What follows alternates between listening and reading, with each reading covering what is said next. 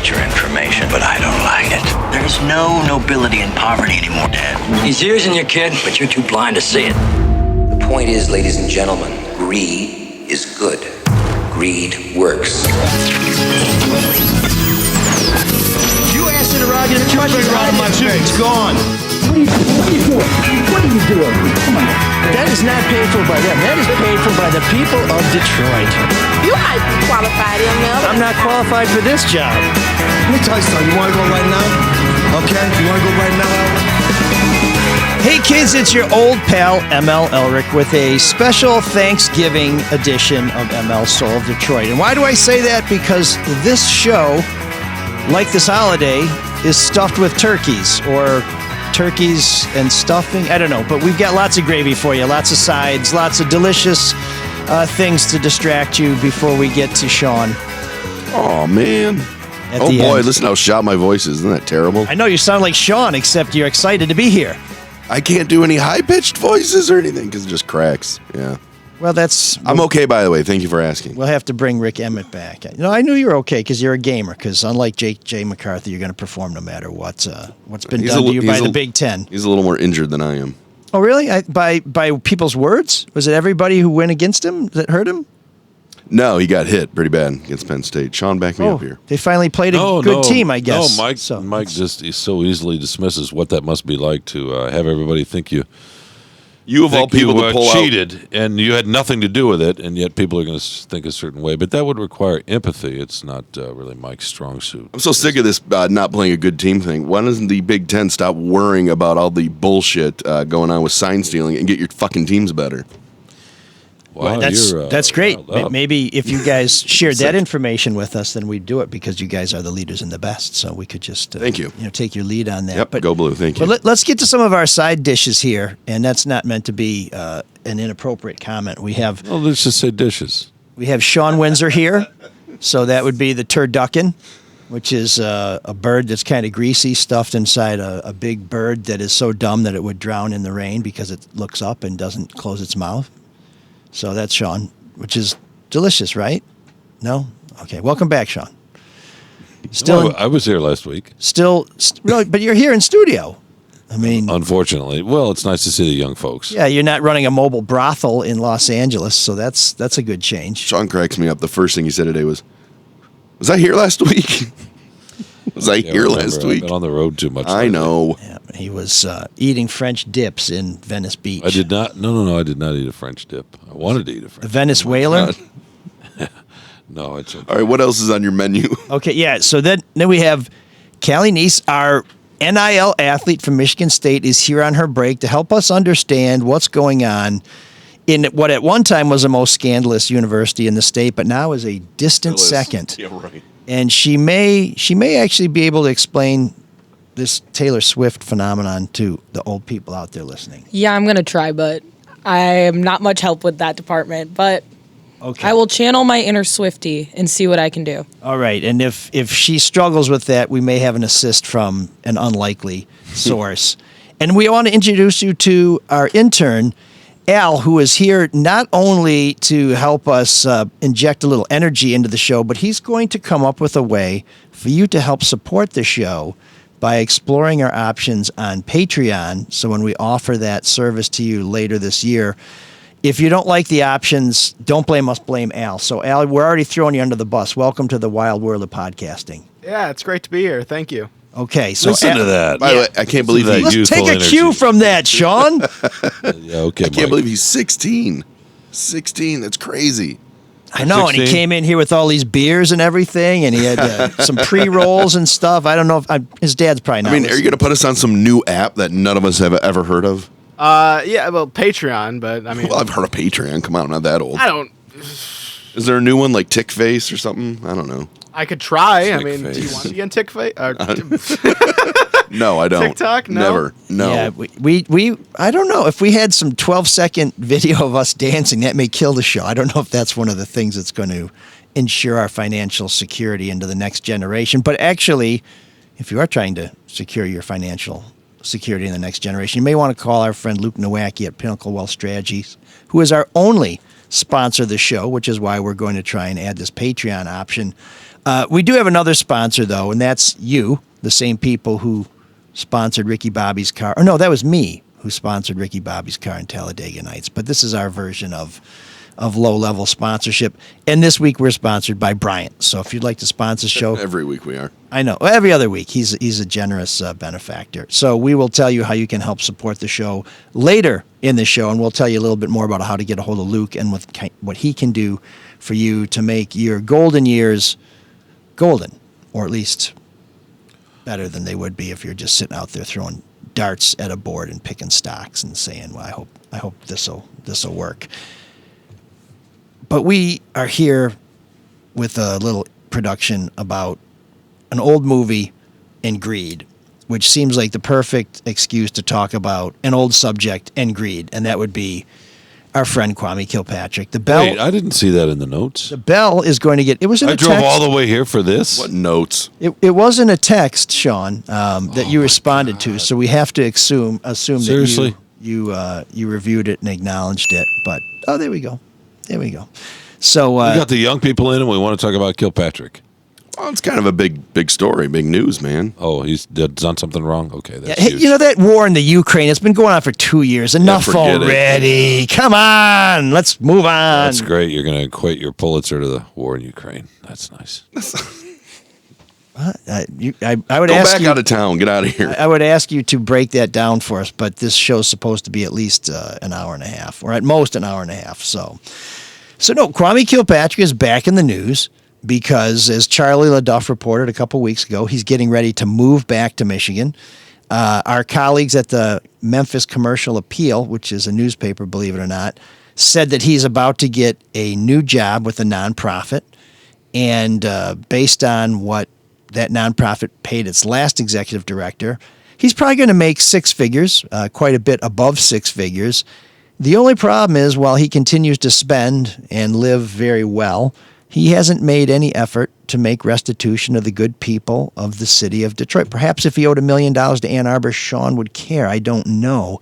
But he owes Detroit and really all U.S. taxpayers because he owes hundreds of thousands of dollars in unpaid income taxes. He owes restitution on the corruption that he orchestrated in Detroit City Hall. And if you kind of feel like this is just a bunch of old white guys bitching at an old mayor of Detroit, there's a black contractor in Detroit who has a judgment against Kilpatrick for $7.5 million because he says that his business was basically cheated out of work that it would have got otherwise because Kilpatrick was steering work to one of his best friends who in some case got paid millions to not do any work. So there are some real impacts here. And then, of course, there's the 32,000 Detroit retirees who are getting less than they were told they would get when they retired, who are losing some of the medical benefits that they expected when they took the job and made their commitment to serve the city of Detroit in return for a retirement package, who are all still suffering because Kwame Kilpatrick was involved in crooked pension deals, because Kwame Kilpatrick was involved in dirty deals, and because, quite frankly, he was just a terrible mayor who couldn't balance the city's budget, which led to bankruptcy. Now, maybe if you think this is just Detroit's problem, might I remind you that the state of Michigan came up with hundreds of millions of dollars to help bail the city of Detroit out of bankruptcy. So everyone in this state has suffered because of the reign of error that was Kwame Kilpatrick. And here's the good news. He's not sorry, and he's coming back. So I don't know what's happening there. That's why we're talking about Kwame Kilpatrick, to the chagrin of Shawn Windsor, whose view of the world is basically confined to a press box, apparently. That's the only consequences that he cares about, is who wins and who loses. Is that fair, Shawn? I guess so, if that's what you say so.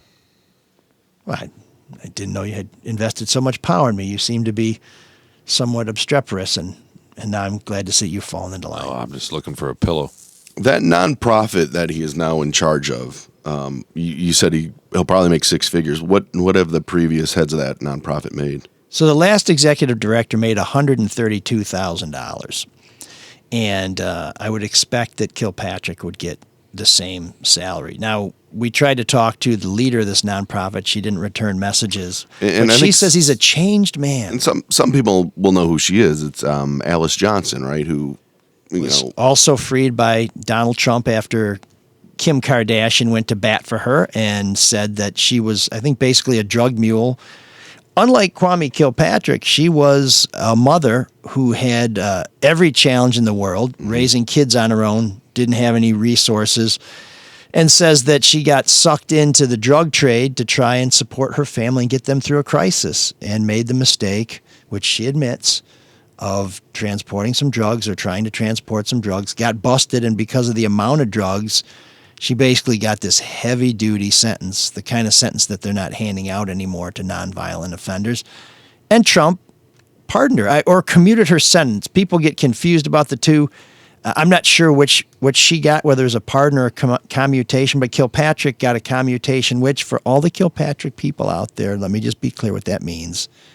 He was not absolved of his sins.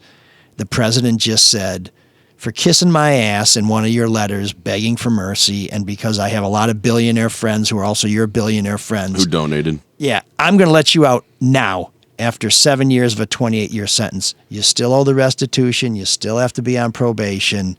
It's not a pardon.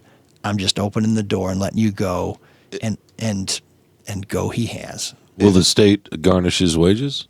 It's a great question. Well, the Or the feds, yeah, right, because he owes money. Yeah, the feds. But it's state income tax, right?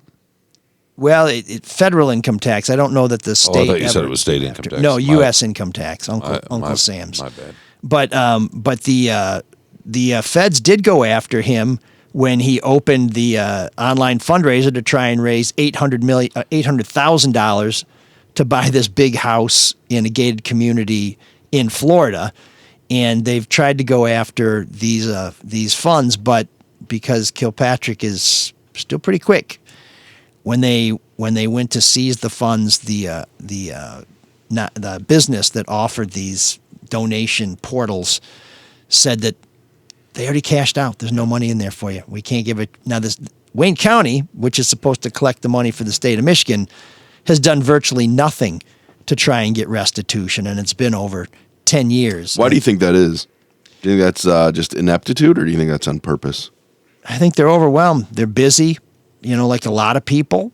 You get tired of Kilpatrick. To stay on top of Kilpatrick, to try and keep the story straight, to try and get him to live up to his obligations is a very frustrating and time-consuming job, and people just get tired of Kilpatrick, and he's counting on that. He wants you to forget what he did. He wants you to believe that all he did was cheat on his wife, when really that's the only thing he did that wasn't illegal and he wasn't convicted of. Of course, that he freely admits. Yeah, I cheated on my wife and banged anybody else I could.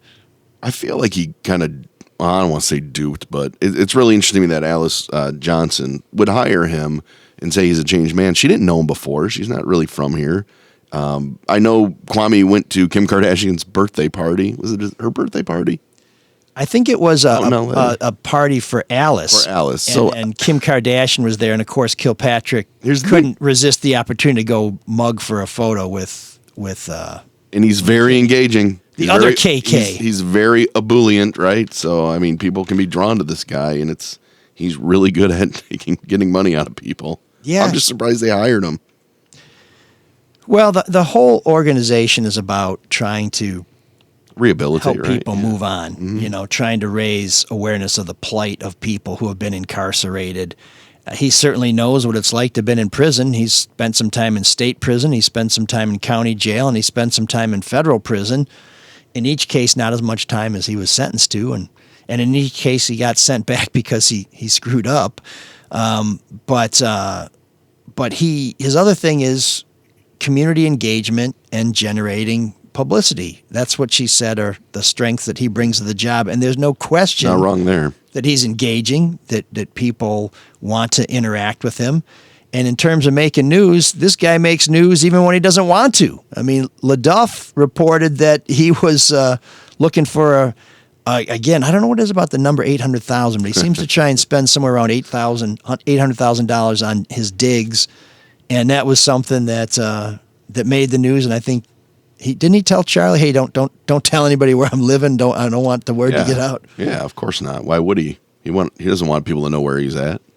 I get that.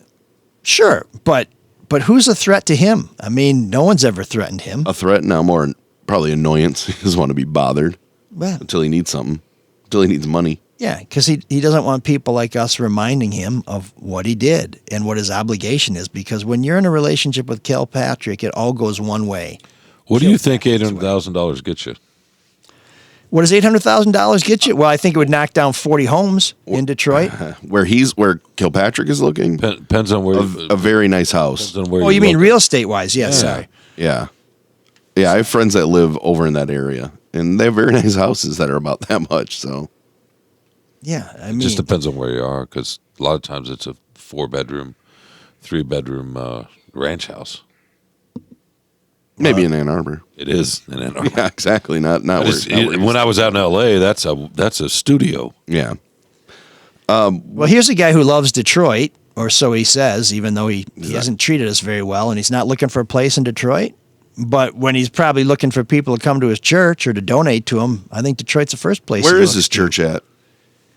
I believe Is it's it just online. It's just online, right? But he preaches. I mean, if you've seen it, right? He's on a pulpit. I've seen his. I haven't watched the sermons, but I have seen the little teases. You know, we're doing Bible study. Come on, we're talking about this. Yeah. Come and check out Bible study. I don't know that he's been ordained. I mean, when has he had time to go to divinity school? So I Come don't on, know what kind of. come on, really? I mean, well, I That's guess just he's been ordained by the only authority that he recognizes. Yeah, God. and that's his own. There you go. No, well, and when you say God is and God. Kwame Kilpatrick, he's like, what's the difference? You know, I mean, he can't tell the two of them apart. What he wants is what he deserves. The guy. I mean, there's an amazing fascination with him, and I know you dug up new stories about him. What have you learned since he's been out? Well, since he's been out, we've heard about all these fundraising schemes, you know, and then he goes and he tries to sell a book, and then he says, I don't have any money. You know, so, well, I thought you sold the book. You know, he travels all over the place. You know, we've seen his photos of him and his new wife at, you know, exotic resorts Got that 2 get kids, posted. But the stories that I reported in last week's Free Press, which you may have found while you were looking for Shawn's stuff, if you ran across it, I appreciate you stopping for a minute before you got to the sports pages. But there was a story about when and this is all within the past year. And I've kind of been collecting these stories because people come up to me and they tell me their Kilpatrick stories, and I duly note them and record them in my own mind. And when this latest thing came up, my boss said, hey, do you want to write about Kwame Kilpatrick? And I'm like, kind of exhausted by Kwame Kilpatrick, but I guess really? we can update people yeah. on that. Really? Yeah, I mean, do you write about the same stuff all the time too, right, Shawn? Right? The Lions when something happens, the Wolverines when something happens, the Spartans when something happens. Isn't that kind of your job? There's usually something new. But So Kwame Kilpatrick has a job. That's not new. Kwame Kilpatrick not paying people what he owes them. That's not new. Yeah. We'll acknowledge that. Kwame Kilpatrick saying he's done nothing wrong. That's not new. But so when someone does something wrong, they should just toddle along, Shawn. They shouldn't be forced to live up to their obligations in the way most of us no, would. they should. They should, just maybe not from the basement and, you know, somewhere in the suburbs of northern Detroit. What? I mean, Like you there's said, a though, it door, affects- Shawn, if you're uncomfortable or we're wasting your time. You know, it's not locked. Oh, I'll wait it out. You know, it's, I'm here. If it hits you in the ass, I'm that's here. a bonus. I'll wait it out. But like ML said, it does affect all of us.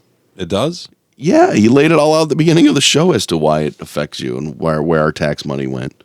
The city declared bankruptcy.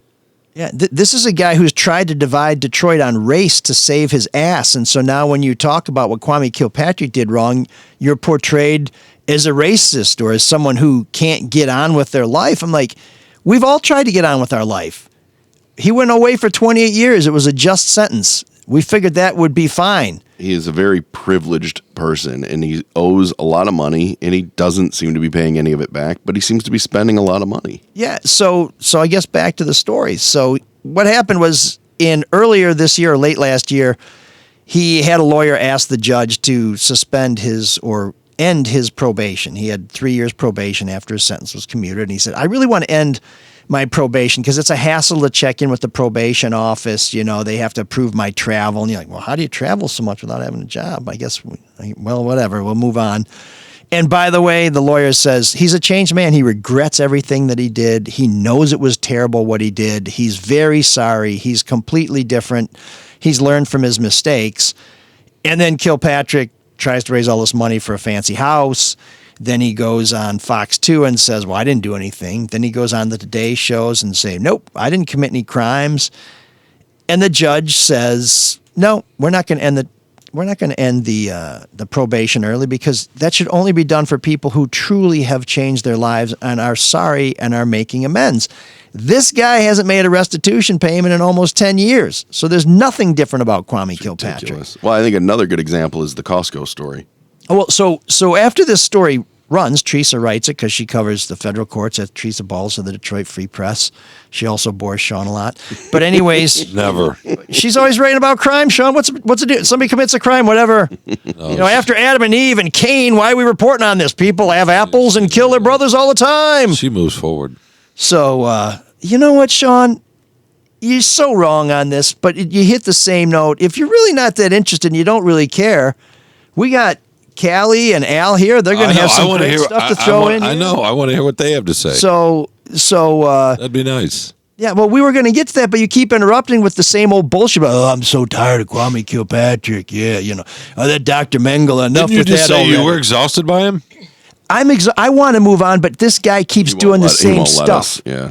And he's trying to gaslight the whole city of Detroit that says his air in City Hall was all about racists who didn't like him because he stood up for people. He didn't stick up for people. He stuck people up.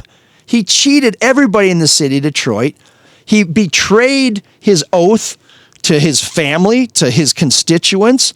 And there are 32,000 pensioners who are suffering because of this. I get calls on a regular basis from police who are retired saying, I'm sick. I can't get health care because my health care got clawed back during the bankruptcy. Well, the bankruptcy was a proximate result of Kwame Kilpatrick's mismanagement. His crimes, the ramifications of his misdeeds continue. And until those people die, which I hope won't be anytime soon, they're going to suffer. That's not something you just say, next. If he made some effort to make restitution, if he at least admitted to what he did instead of constantly getting breaks, getting on his knees and blowing Donald Trump to get out of prison. We've talked about that letter he wrote. It was some of the most obsequious, out of touch bullshit in the world. And he's another guy who's going to try and undermine the media as long as we tell people the truth. Now, if you think people who try and run that fake news bullshit aren't a threat to our society and our democracy, then okay. But I happen to disagree. And I happen to deal with people all the time. We're like, this is all just a bunch of you all just picking on Kwame Kilpatrick. No, this guy was a crook. He screwed everybody. He set this city back. Yeah. And we're still recovering from what he did.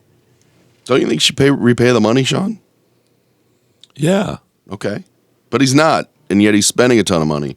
I mean, $100 a month, maybe. How about $100 a year? How about $100 a decade? But he spent, $500 back in 2013 was the last payment he made. Yeah, so he's a piece of shit, right? Exactly. So what are we gonna do?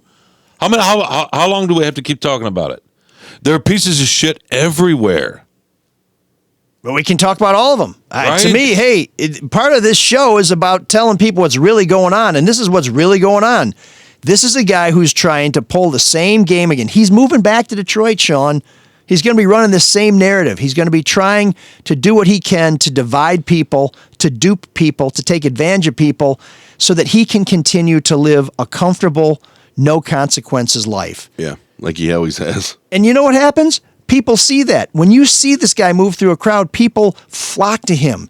They celebrate him. They say, this is the way to do it. I want to be like him. Our city is in trouble. Our country's in trouble because people see bad actors getting away with stuff and say, you know what? That's who I want to be. It's not just movies like Wall Street or Wolf of Wall Street. There are people in large ways and small ways who think that if they can just fake it and bullshit all of us, they can live very well and do whatever the hell they want, hurt whoever they want. Who are those actors? Well, one of them's running for president. They're all over the place. I mean, they're not that hard to find. Some of them are small. Some of them are on street corners. Some of them, they're names you've never heard because this is what they do. They're online. They're all around us. People who think that if they just keep pretending they did nothing wrong, They move on to the they're next. going to get thing. away with Yeah. it.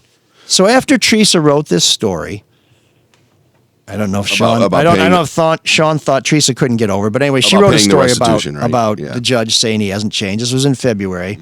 Maybe she's moved on. I guess she's okay then. We got contacted by someone who worked at the DXL large and tall men's store in Southfield or in Lathrop Village who said, yeah, I read the story, and this guy would come in here all the time, and he would always look at all the high end stuff. He'd get all the nicest things. He'd spend like $1,000 when he was in here, and we're like, wait a minute, this guy who doesn't have any money. Do you know, was it cash? Was it always cash? I don't know that. Okay. I don't know that. But this guy, Jeff Fleming, contacted the Free Press. Teresa passed it along to me. To Shawn's delight, I didn't do anything with it. Just forget about that right now. And then not too long after Sean's that, laughing for the record. Just forget about not too it. long after that, I'm at Costco. And a guy I know at Costco, just a nice regular guy, works. Did Kilpatrick force you out of Costco? I see him all the time. No, but he bought the biggest, most expensive high-end TV there. But that's funny. The guy at that, Which I never would have bought. at that clothing store. What's the refresher? Well, you have a TV. Why do you need a new TV? It's black and white. It's 13-inch. The guy at the clothing store and the guy at Costco. Just regular retail people working are kind of pissed off at what this guy's doing too, because they know he hasn't paid the money, and here he is spending thousands of dollars on suits and finish the TV story. Yeah, so the guy at DXL referred to him as a charlatan, which I thought was pretty good. So I'm leaving Costco, and my man stops me. He says, hey, you know who was in here the other day? I said, I have no idea. He said, and this is right around February, which is when the judge said, you haven't changed. He said it was just before Super Bowl, and this woman comes up to me and says, hey, will you let me in? I don't have my membership card. My husband has it. And he goes, oh, where is he? He says, he's over there at the service desk. And he looks over, and he's like, oh, yeah, I thought it's Kwame Kilpatrick. Well, what's Kilpatrick doing? He's arguing with them after buying the biggest, most expensive TV there that obviously he wanted to watch the Super Bowl on, because why would he watch it on anything else? That he's a minister with a church, and churches are exempt from sales tax, so he shouldn't have to pay sales tax. So not only is he not paying restitution, he's buying high-end luxury goods and not even paying the sales tax, which all of us would pay. And I don't think he has a tax exempt number or anything like that. So again, he's bluffing his way through this, and of course, people are just so exhausted. Like, away he goes. So then I hear that story. I'm like, okay, well, I should think about it. I mean, he's right? Churches don't have to pay sales tax. We all know they don't have to pay, any kind of revenue tax, but they don't have to pay sales tax either, right? Right, but if Was the church buying the TV? Well, I think that was the implication. So, when I coached the Catholic Youth League, and we had to buy bats and baseballs and stuff, you got them tax-free, but they had to have your tax-exempt number it's a on lot of file forms, yeah. at the store, so they'd know, okay, this is legitimate. It's not just somebody saying, I want to save 6% on this purchase. So then we hear that story. So ridiculous. And I'm like, okay, well, that's two Kilpatrick stories. All right, I'll tuck those away. Shawn will be very pleased I didn't report them when I heard them. And then I'm on the Mackinac Policy Conference, and the guy comes up to me and says, hey, I was on a cruise with Kilpatrick. I'm like, okay, here we go, another story about Kilpatrick living large. And he said, I got pictures of him working out in the gym. So he shows me the pictures, and I'm like, well, lots of people go to gyms. It could be a gym anywhere. Gym in a cruise ship looks like a gym anywhere. And he says, but we were going to Catalina Island, which, if you don't know it, is a pretty posh place off the southern coast of California. And he shows me a picture of Kilpatrick pushing a stroller under a banner for the Catalina wine mix. And I said, okay, now I believe you. So that's 3 Kilpatrick stories that all took place within the span of about 4 months, 5 months, 6 months of him living presumably beyond his means, because he's not employed and he owes millions of dollars to individuals and to institutions and to taxpayers. And Shawn will be so proud of me. I didn't write about it. And then one of my bosses came up to me and said, hey, would you want to write about Kwame Kilpatrick? Because I'm glad they did. He's got a job. So full of shit, Shawn. And No, I want him to write about it in the Free Press. And he's got a job, and his boss says he's a changed man. And I said, I'm going to take some shit from Shawn. because Shawn's going to come next week with a great topic or a great interview subject, and I'm going to bump him so we can talk about Kwame Kilpatrick. I have lots of Kilpatrick questions. Of course you do. I'm fascinated by this guy. First off, how much was that TV? What, $2,000? So what's No, I think some of the, even at Costco, I think really? the Okay, biggest, $3,000? no, they got to be around 4 or 5. You know, like those 80-inch, smart TVs that, reach out and massage your shoulders and shit like that. But I was just saying, what's 6% of that, of 4,000? You're asking a journalist, it's going to be $240 $220? maybe. $240? Okay. Right. But that just goes to show when Worth arguing about? when he owes money, You're spending that amount of money? Is that worth arguing about? he won't even spend a penny that he's supposed to. He's kind of cheap, isn't he? Yeah. I mean, he's cheap when it comes to giving us His something. money. Yeah, no, I know. That's what I mean. But when it comes to getting something himself, only the best will do. How long has he been preaching? Like, how long has his church been open? His church? He's been out for about 2 years, right? So I guess. Have they filed a return? And have you seen it? So I don't know that churches. They don't have to file anything? I don't know that they file they have to- IRS 990 forms like nonprofits do, but I have not. I've not seen any tax forms for his church. Interesting. I mean, the great thing about churches, a lot of cash donations there, right, Shawn? Yeah, what do our young people think, though? That's a fair question. I'd be interested in that. Yeah, Grandpappy wants to know. They're not just here to talk. They're not just here to. He apologizes for the smoke from his corncob pipe. They're not just here to talk about Taylor Swift and apps. Yeah, Al, jump in. Yeah, this guy just sounds like a huge dick. Like, Thank you. I don't know what else to... I didn't know much about this guy, but the more I'm hearing, he just sounds a horrible person. He's a fucking criminal. He's using, like, his position as, like, a church leader to, like, get tax cuts and stuff. Is that what I'm getting at here? Yeah, after he was sentenced to, 28 years, and how many did he serve? 7. 7? Yeah. Mhm. See, Shawn, we're teaching the next generation because those who don't know history are doomed to repeat it. And I do believe the children are our future. I mean, Kwame was the mayor of Detroit when I was like, 6? So, So should we still care, though? I mean, I don't really remember much of it besides my mom being like, we got to put on the TV, Kwame's on. And ML's going to be on TV. We got to watch it. Oh, so it's all about. No one's ever said that. No one's celebrity. Yeah. But, Okay. I mean, all I've ever known about him is he's just a complete idiot and he's been stealing He's a all of our crook. money and he's just got it. Like, why would he come back here? Had you ever heard my that before question. today? Oh, yeah. Oh, just Why would he curious. come back here? Yeah, why would you ever come back here? Because there's still, even though there's a lot of people that, do not like him, there's a lot of people that do that he can get money out of. I mean, he Do that knows anywhere. He He's a knows scam artist. He can go to any state, any country, whatever he wants to do, get money out a of lot people. easier if Why you know has the he gotta do it structure, here? though, and you know who the power players are. Yeah, so that's one of the fascinating things. And I did reach out to Kilpatrick to see if we could talk last week, and I went through an intermediary who said that he said no rather emphatically to my request to speak. That means fuck no. But Kilpatrick, as soon as he could get out of Detroit, moved to Dallas. Yeah, that's right. Yeah, As soon as he could get out of here, as soon as there was nothing left for him here, he went to Dallas. In fact, on a private jet. Mm-hmm. But I Did he think ever repay that loan? on the jet. Wasn't I think- that part I of think the loan Mama- to leave? Mama paid for it. Oh, well, that's the other thing is he borrowed quote unquote $60,000 from 4 billionaires who he basically let do whatever they want in the city of Detroit, and he was supposed to pay it back. And the reason why it was termed a loan and not a gift is if you make a gift like that, the giver has to pay some significant taxes. So it was kind of a scam between him and the billionaires who gave him money to go away. Mm-hmm. But the minute Detroit had nothing to offer him, he left. And so the fact that he's coming back, I think, is a pretty big sign that he thinks we have something to offer him. And I think while he is a big, good-looking, charismatic guy that he takes everywhere he goes, I think if you're in Dallas, if you're in Atlanta, it's No like, one who's knows who this he is. guy? Yeah, he's he's just just another guy. another big dude in a nice suit. And around here, it's like, oh, I know him. I mean, I think he only comes here when he thinks there's something in it for him. And if you truly believe in public service like I do, there's something offensive and the rancor doesn't go away when you're only going to talk to us and try to help us if there's something in it for you. And that's kind of the lesson of Kwame Kilpatrick is people who, it's sort of like going back to the bad boyfriend or girlfriend who always cheated you, screwed you over, drank your last beer, stole your money, and then says, no, this time will be different.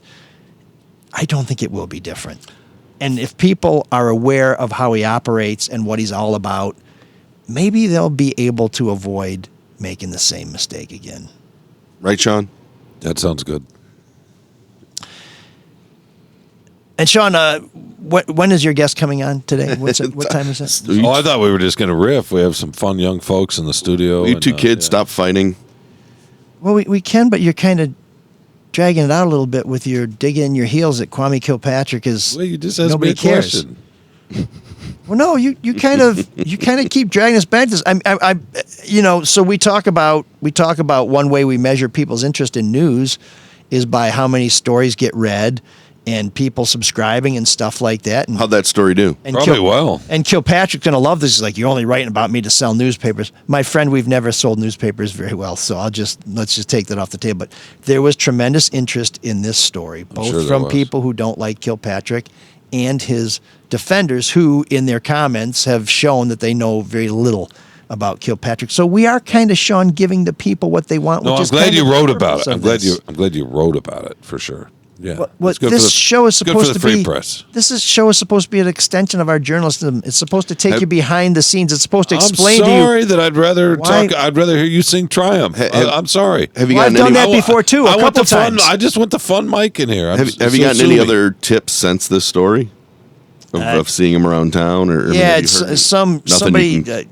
Grampy from Ann Arbor said, "Stop dogging about Kilpatrick." I think. Oh, seriously. I mean, you would think one would beget another, and more people would call you and contact you.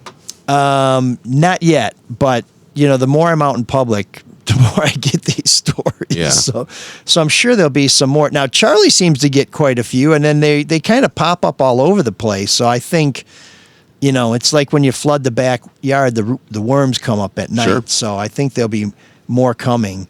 But who knows? I mean, the Wayne County prosecutor says they're going to try and go after his money. Yeah, right. The feds say they're still going to try and go after his money. So maybe we'll learn some more there, because the other thing Don't you think that's a big part of it? It's like, you know what? Pay something. Just pay anything. Nobody likes paying taxes except for Shawn, as we all remember.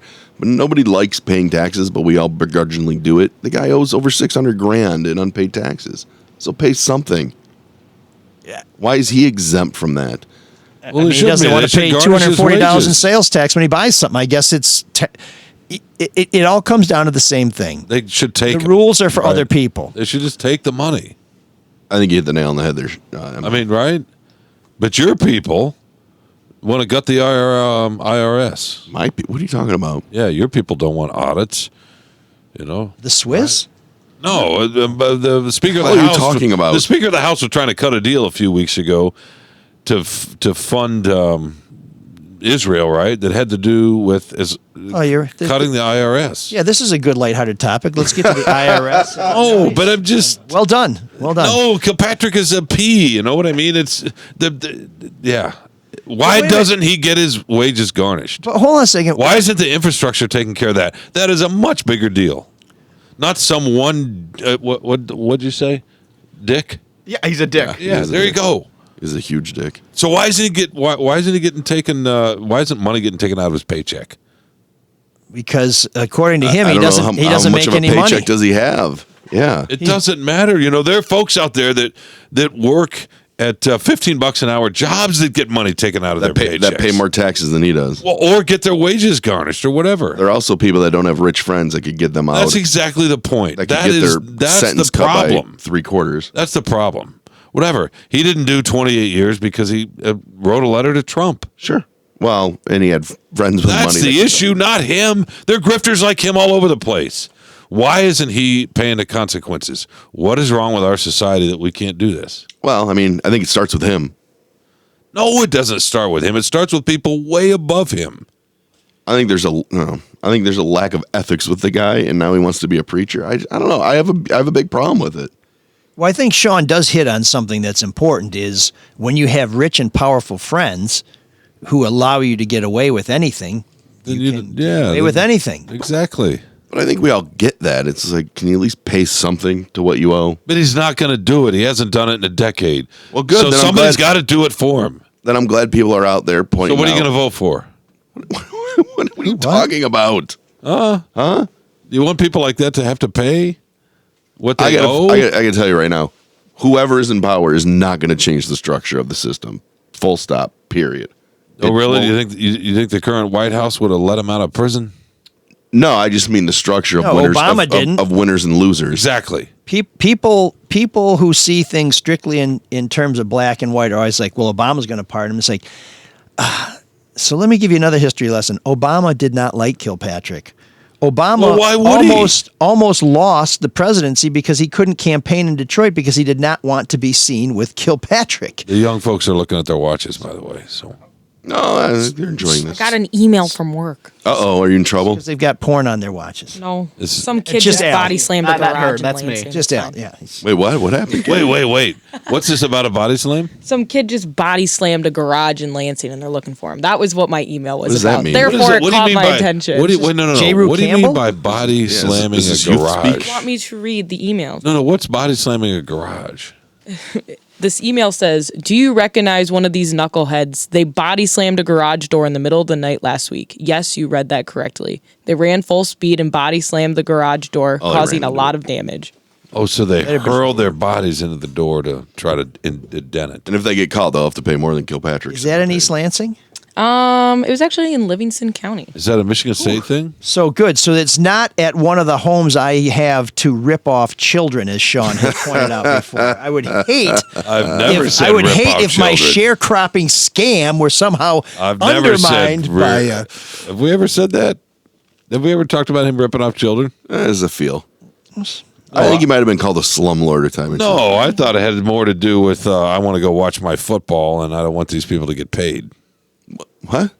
I thought that's what. What's wrong with you today? Oh, so I guess it's okay to do some old topics to death, but not others. Well, I wish I had seen that in the prep. Golly. Well, hold that thought. Yeah. Oh, hold on. Before we do that, I You're need gonna to put a bow on Kwame. Well, yes, but Shawn brought up something about watching football. I want to invite everybody to join me on Friday before the Michigan you're State going? Penn State game. I just came back from Bloomington. I went to go see my Green Men play very poorly, Did but you still, enjoy the limestone? I'm a cutter at heart. Okay. So yeah, the little 500. I'm with the Cutters. Love that campus. But it is a beautiful town. If you've never been, have you been to Nick's English Hut for your story about Big Ten food? No. You should check it out. They have a bucket of French fries, which is fine. French fries are one thing or another, but it's an awesome. It's one of these classic. Did you get it for free? No, it's one of these Did you pay classic sales tax? college. I paid the full freight, even what some other people ordered to eat. I saw you tagged him online. So You picked up I the figured- tab. I figured You your picked next up the meal there is tab. going to be free. Well, when you're squeezing the pennies out of these children who are slaving themselves to go through college, you can treat everybody. In fact, we ran out of gas because I was so cheap. I had some of the kids who stay in my houses get out of the trunk and push the car all the way to Michigan. I thought that was awesome. I thought that was fitting. It built a lot of character. But yeah, so come to Thomas McGee's Sporting House and Whiskey Bar in Eastern Market Friday. You'll see me there getting ready for the Michigan State game because when you're going to watch Michigan State play football Penn this State. season, what did I say? Michigan State. Oh, shit. I know your schedule better than you do. Yeah, well, I'll tell you, I was just thinking when you're watching Michigan State play football, it's good to have a couple of drinks in you. Michigan State, you could not drink enough to make that sight blur. But Michigan want State, to. Penn State, no, I know, it was the highlight of the season. Michigan State, Penn State is going to be at Ford Field, 7:30. That's right. Totally forgot about that. They've come to Detroit. That's cute. Come to Thomas you're McGee's. patronizing his program now. Very much so. Well, No, you should be pissed off that they're playing there because how many home games did you get this year? Enough. dude. Well, okay. Yeah, I'm pissed off because I had to buy my tickets a second time and pay the There you go. Ticketmaster juice, That's why I'd be pissed off. which is outrageous.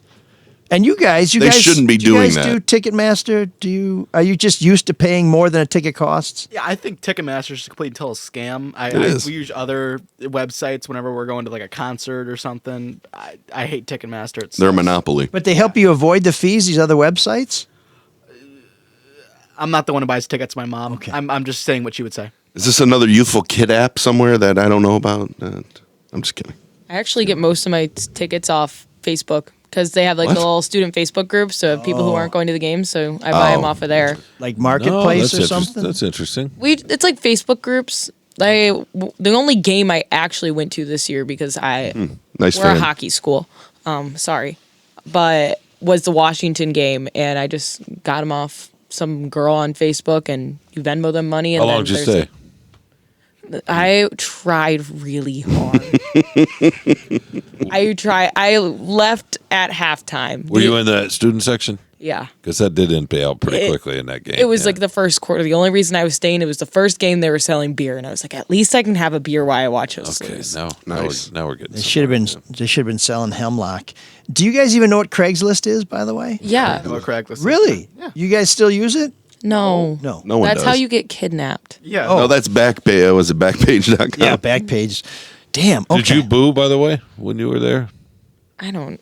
Probably. Did you? You believe in booing? Oh, yeah. Do you?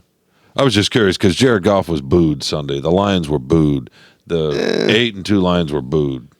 Good. And should they be booed? Because our friend Carlos wrote a whole column about how fans shouldn't be booing, especially What? Why? Especially when a team is 8-2 for the first time in 61 years. That's good. Should they be booing already? What happened to Carlos? I thought he was the guy who booed. Well, the expectations Isn't that have his changed. persona? That's a good thing. Doesn't he wear No, the the black expectation hat? did you? No, That's but why. I'm just curious what y'all think about booing, is especially under those circumstances. I won't boo my own team. I remember. You won't boo your own team. No. That was kind of his point, that it's just you're undermining the people you are purportedly supporting. Any other team, of course. When I'm paying somebody Come on. $30 million a year and they don't perform, a boo Yeah. is that's part of what I pay. So you're for. paying $30 million a year, I or remember- you're paying $75. When I pay $10 for a beer or $50 to get in there or $20 to park, yeah, and you're getting $30 million because all of us are being gouged to pay your salary. Most of that salary is coming because you're watching from home. But anyway, Still, you can. What can you? So it's okay to boo from home. yeah. There was a guy. So let me get this straight. I just want to say, it's 20 years ago. There was a guy in our section who got really mad if you would boo the Michigan good for him. players because Good for him. they're student athletes. But I think that is totally. That's kind of part of it. Why though. would you boo totally the people you changed now. love? You gonna go home and boo your Yeah. partner? Oh, You gonna yeah. boo your kid? Oh, all the time. Boo. Yeah, if they mess To your something little up. girl? Wait. Yeah, I do actually. If Sean, they I mess guess something up. I guess you don't love me because I'm getting a lot of boos over there, and I'm working for a lot less than $30 million. You walk into the kitchen at night, and I can't believe I'm going to say this because I don't want to assume Teresa cooks. I just don't know that you do. If it's bad, yeah. And you don't like it, do you walk up and go, boo? If the expectations are really high, yeah. If she overcooks the corn dogs at your yard beer party, do you boo her? I think maybe people should. I don't eat corn dogs, but if I came home and They there were was, delicious, by the Oh, way. wait a sec. Those are people on your team. if there was something there that included eggplant, I would boo If I was going to your house and you made something, I'd boo you. or Would you boo? aubergine. Would you boo? Yeah, why not? Yeah, do you boo What your is it? dad if What- he Sean, what does Sure. it mean? It doesn't mean I boo anything. my roommates a lot. if he gives you a bad dad joke, do you boo him? Here's the difference Yeah. His between size. yeah. You literally boo. Yeah. Here's the difference between your dad and a professional athlete. Your dad doesn't have somebody coming in and saying, I am the greatest. This is the greatest dad in the world. He's better than any other dad in the league. He deserves $30 million Even a Marc year is perplexed because now. he's outstanding, and that's why he should get $30 million a year. And then he turns out some shitty macaroni and cheese. Dad gets booed in that situation. As someone who gets booed all the time, yeah, I don't have a problem with Do booing your other kids people. boo you? Oh, they They should. don't like something, they boo you. They should. Yeah. None of these athletes can go find into a new place to live. arbitration and say, I deserve more money, although sometimes I won't do very well. So you don't. I'd boo- like to get more money, you even though don't I'm boo only your own team. human. I'm booing you right No. now. You don't boo your own team No, because I because you're a mean, human being. I'll say this. I'm going to support my team whether they're winning or losing. Will I be really, really upset? One of my friends, he calls me a bandwagon fan of the Red Wings because when they lose, I'm upset. And I was like, that's just part of being a fan. But do you boo? No. But I will sit there and I'll probably shed like one or two tears. Or you'll quietly stew. What about you? You know, I'd boo my team because I think it Mr. has like Alex. a reverse psychology effect because they're like, oh, they're really our So own members. okay, so you're like Mike. You feel like you have a lot of power. Okay. Well, hey, well, now, wait a minute. I don't boo my team for college sports, for amateur sports, which are not amateur sports anymore. I will boo the coaches, though, play because calling, they're yes. responsible. Thank you. The coaches Yep. deserve it. There you go. They put themselves in a position to be responsible. And professional athletes, I absolutely would boo them if they're not performing because they look like they're not trying. If they're just not good enough, I kind of feel sorry for them. Amen. I mean, I do agree with that. I don't necessarily say I would boo, but I will talk shit. I'll be like, what the fuck was that? Why are you doing that? What is that play? You're not doing anything. Run the damn ball. Part of being a fan, right? I like that. I like the talking shit. Just like when they're good, they're the greatest team ever. Speaking of talking shit, which reminds me, how long when somebody in front of you at a light and they don't go when it's green, how long do you give them before you honk? I don't use my horn. I don't like to use my horn. Have you ever used it? So Yeah, I have. So you'll sit there It's the the booing whole of the time. car world. So you'll sit there the whole time, and they don't go, and it costs you going. You won't honk. I get scared to use my horn. I will every once in a while. But about You if get there's- shot takes for a minute. honking. What at about if people. there's a line of Yeah. cars behind you, and you feel obligated because of someone else will honk. Are you waiting for somebody to honk behind you, or do you feel like you need to honk for them? No. Now, Shawn doesn't honk because when he's stuck at a light where he lives, somebody will throw a copy of Tolstoy at him, which could crack your windshield, or the people Rubaiyat still by read Omar Tolstoy? Khayyam. No, because they're keeping it there to throw at your car when you're honking at them. Yeah. Nowadays, you can see what the person's like a doing in phone. front of you. So you don't ever? Yeah, they're usually on their phones. So That's what I mean, yeah. You don't honk either. Oh, I'll honk. Yeah, get moving. I got do places you, to go. How long do you give them? I don't know. If they don't go immediately, do you feel. honk? Do you give them like 10 seconds? God, no. No, it's pretty quick. Because you can tell if a person's deep in their phone, right? What if they're driving a cherry red Navigator paid for by the taxpayers? Do you ever honk at them? Mike, you probably don't honk, or do you? I may give a friendly toot on the horn, which is what I learned So about you the Smith method when I took driver's training. Oh, so you try to honk gently. And Yeah, how long? the little friendly how long do you doo-doo. give them? A little friendly toot on the horn. The If Smith nobody's method. behind you and nobody's behind you, do you give them more time? Wait, what?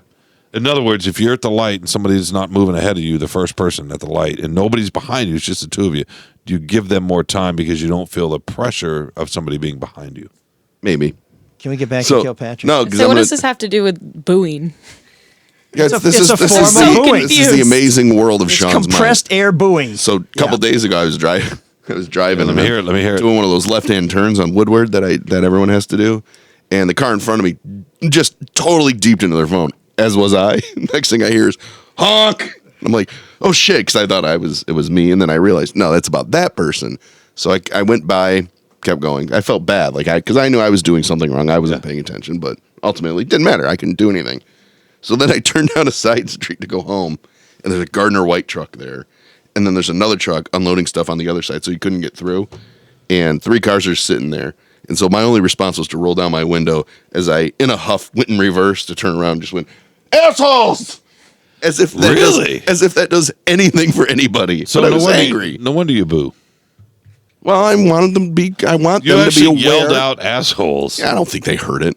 I want them to be aware of their surroundings, that they're holding up have other y'all ever people. done that? Have you rolled your window down and yelled at assholes? I won't roll my window down. Would but you I'll, have, though? I'll scream in my I car. was so pissed. Yeah. You scream in your car? It's not very soundproof, so I'm sure they can.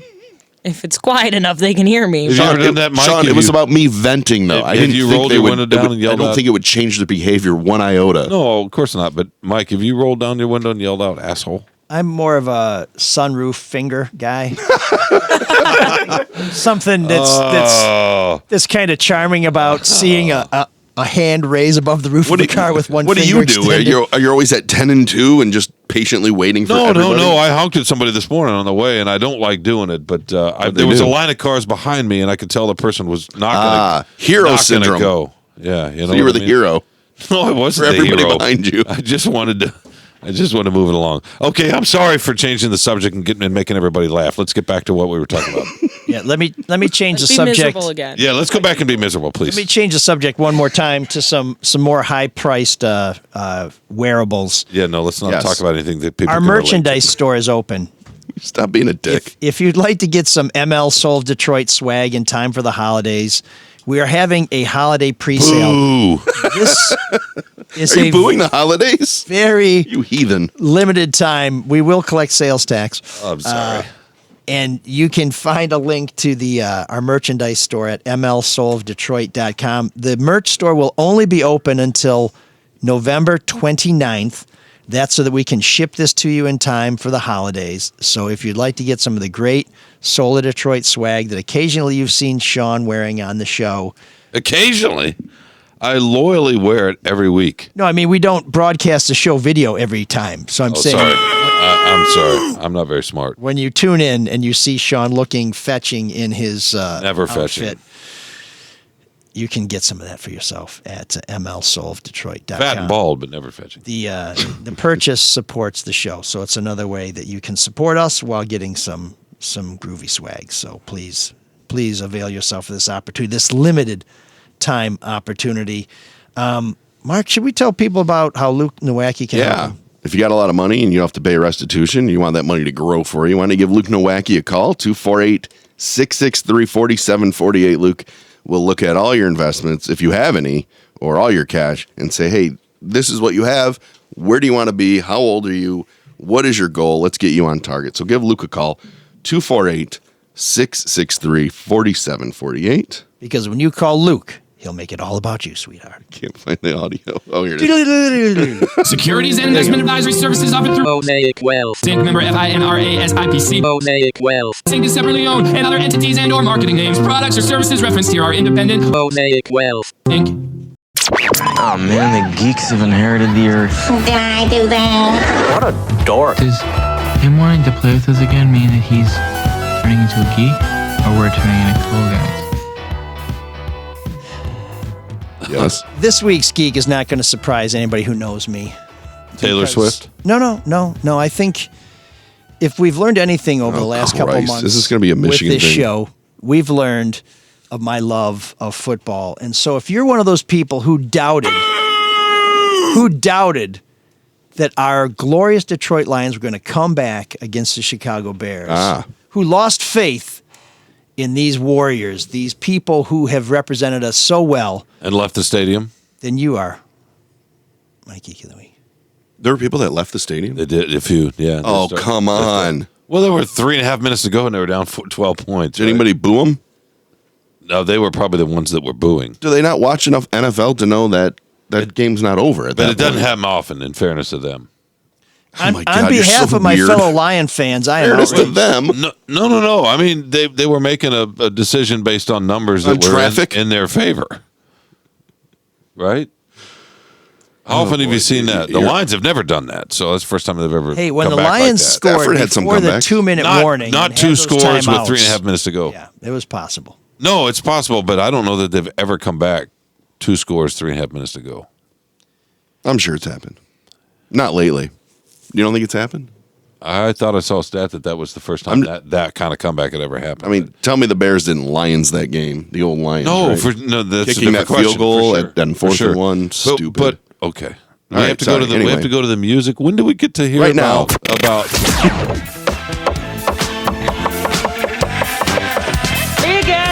There's an all-night party in room 7609.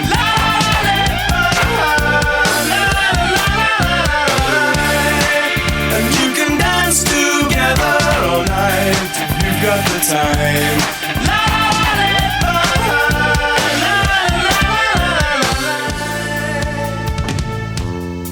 Well, I can't believe it was that easy to get away with pretending I was a big Lions fan. That was a crime of the century. Fantastic. Well, we knew you didn't watch the game. Well, the way you said glorious sounded insincere, so It's totally insincere. you were But- doing it to yourself. You were letting people know.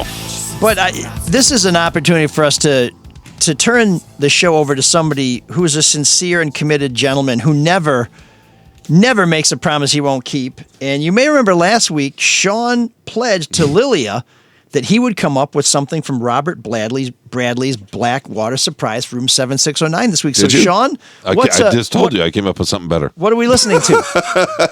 He literally just told me 10 seconds ago what he wanted. What do we got? And it wasn't anything close to what he was supposed to do. It's not Robert Bradley's Blackwater Surprise?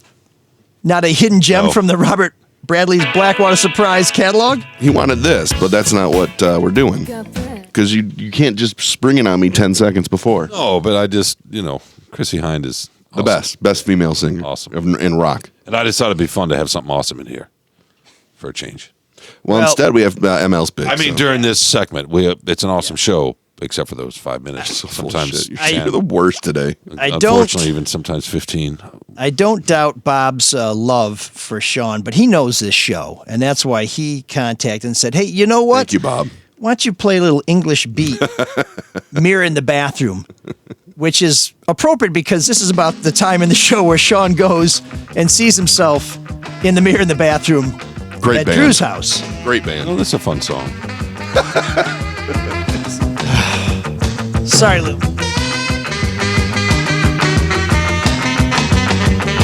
Mirror in the bathroom, please don't freak. The door is locked, just you and me. Can I take you to a restaurant that's got glass tables? You can watch yourself while you are eating.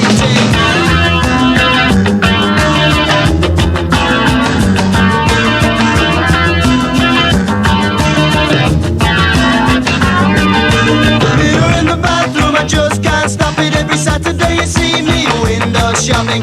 Find no interest in the racks and shelves. Just 1,000 reflections of my own sweet self.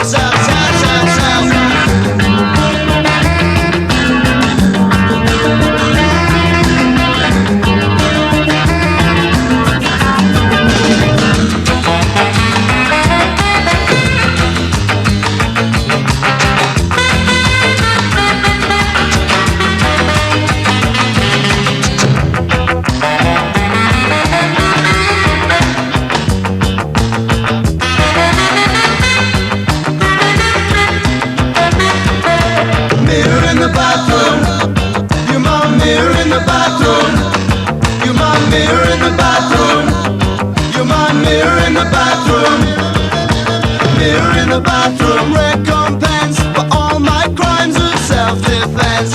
Cures you whisper make no sense. Drift gently into mental illness.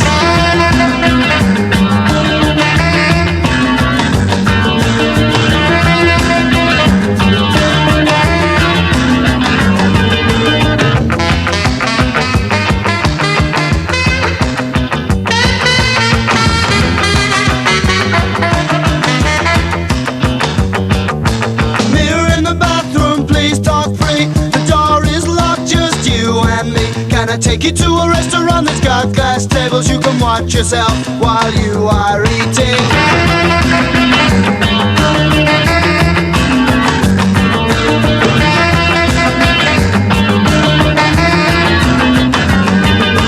Mirror in the bathroom. Mirror in the bathroom. Mirror in the bathroom. Mirror in the bathroom.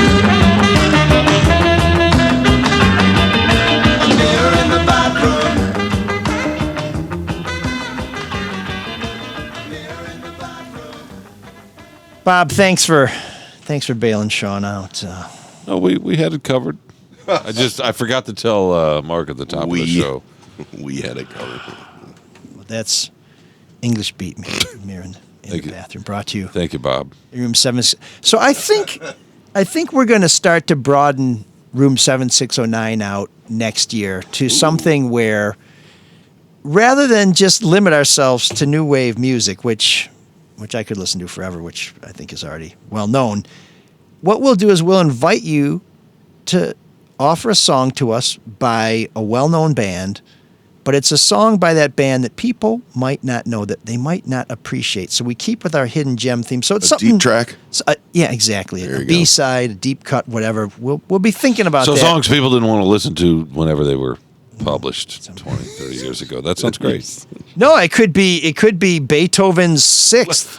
You know, it Why doesn't are you matter. putting your face in It could your- be your something that forehead and people your don't know back? about. Because I feel like you've just been needling him this whole show. No, I'm just having fun.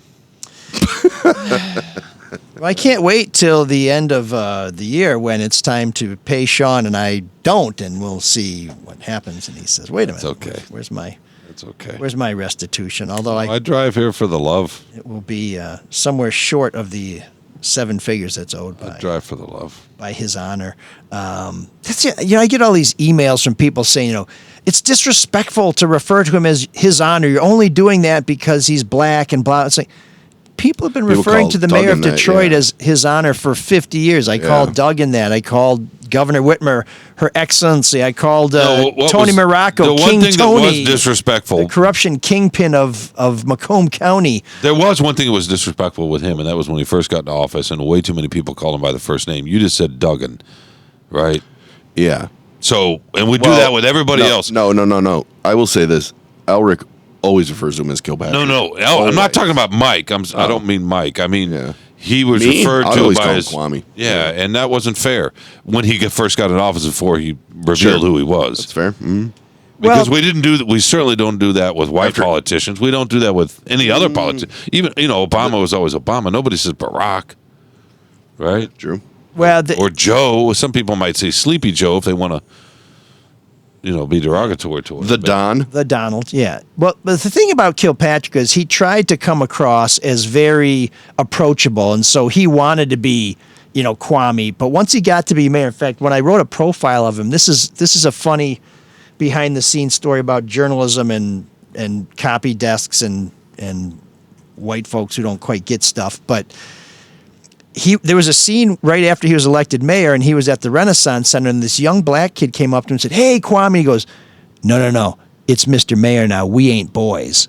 And so I quoted him on that in this profile of the new mayor, and one of our copy editors, who was a very nice but very, suburban white person, changed it to, the mayor corrected him and said, "We are not children."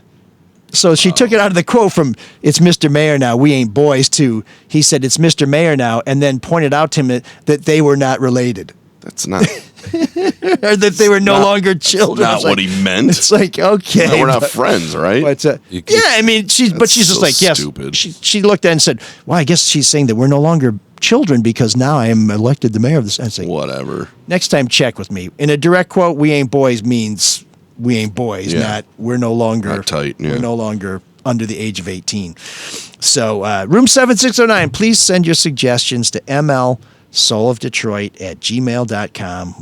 Or just tell me 10 seconds before we're about to play it. Yeah. Nice. Well, but look at you. You found it. You got it. We got the first few bars of it. It was great.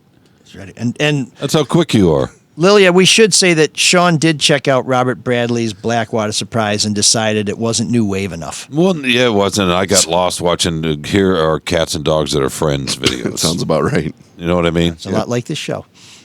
So we said at the top that we were going to ask Kalee what's going on in East Lansing and to try and explain Swifties to us. What is going on in East Lansing? You're a newswoman. Aside from people running into garage doors. It's a little crazy up there right now. I'm not going to lie. This past year has been an interesting year in East Lansing. One day I was sitting at my desk at work, and it was just one after another. And my coworkers were like, "This school needs to get their shit together." And I was like, "Yeah, I go there. Thank you." But, I mean, I don't know. It started off with the whole Mel Tucker thing, and then the Hitler on the Jumbotron, and the teacher cooking meth. Oh, that was a great story. Then the board president is taking free trips, and then the other board members are calling her out. What's wrong with the teacher cooking meth? What do you mean, what's wrong with the teacher cooking meth? You don't bring enough for the whole class. You shouldn't bring any. I mean, he canceled the first 2 weeks of class, didn't tell anyone why, and then all of a sudden they're like, "Oh, he's cooking meth. That's why he's not teaching." Oh, I thought he was cooking meth in the class. That would have been awesome. No. It was kinesiology. So he was hoarding. He was keeping it to himself. That was the real issue.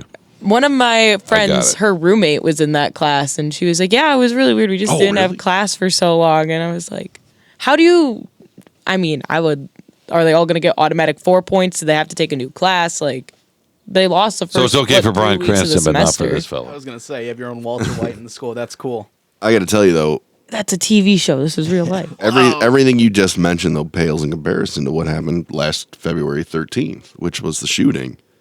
Yeah. I mean, does that still cast a major shadow over the university? I mean, you would think it would. Yeah. Because Berkey Hall isn't open yet, right? Or is it going to open? I don't think that's being debated, isn't it? Students have said they're uncomfortable with Berkey Hall. Yeah, so They reopened the union, but they had to. There's too many things that happen in the union for them to not reopen it. And then people thought it was on fire. Did you see that picture? Yeah, I thought it was on fire too. I was emailing my news station pictures. I was like, yeah. And it was just, who puts an orange light right next to a steam vent? Yeah.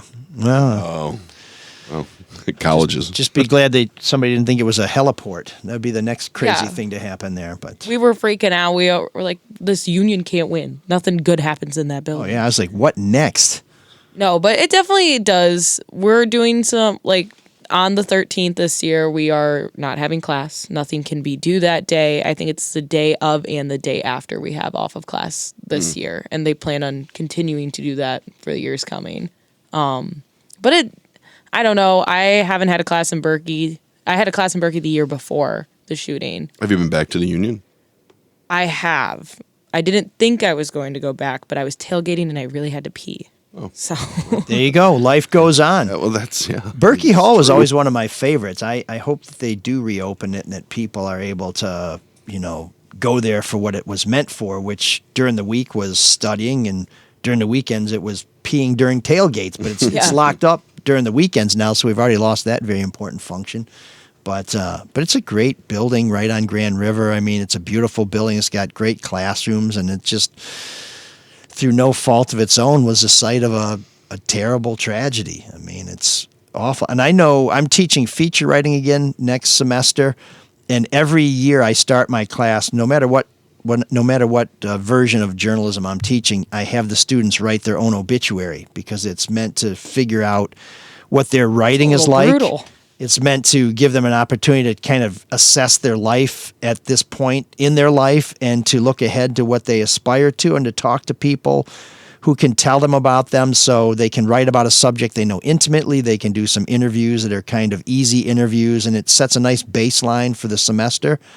I will not be assigning that anymore at Michigan State, or probably anywhere, because students are dying on campuses, and the notion that you could be an 18 or 20-year-old kid in what should be an idyllic setting, one of the safest places you can imagine, is just not it's not a safe premise anymore. How often do you think about it up there? At least once a week. We talk about it all the time. Yeah, my son, who graduated just this past year, he still I remember carries talking it. to him. Yeah. Yeah, it's tough. We were actually just talking about it at work, because I also work at a bar in downtown, and my boss refused to lock the doors that night. And he was like, what if someone needs to get in? And a lot of people were there till like 1:32 in the morning because they couldn't leave. And a lot of my coworkers were like, either lived on campus or were stuck there. And I ended up going to my mom's friend's house that night because I had just driven past it, and then all the roads were closed. So we couldn't get back home. So we had to go over to my mom's friend Patty's house, and we stayed there for the night. But it was crazy, and like, it's definitely something that I don't think any of us are gonna fully recover from. But it's definitely gotten a lot easier, and some of my friends have gotten to the point where it's like not as sad. They can almost kind of joke about it, but I still am not. Time.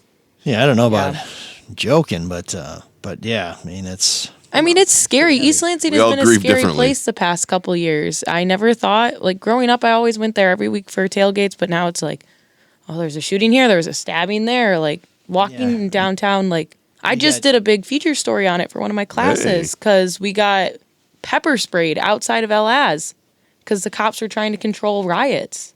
Could have been worse. You could have eaten the food at El Az. I eat it a lot. I work there.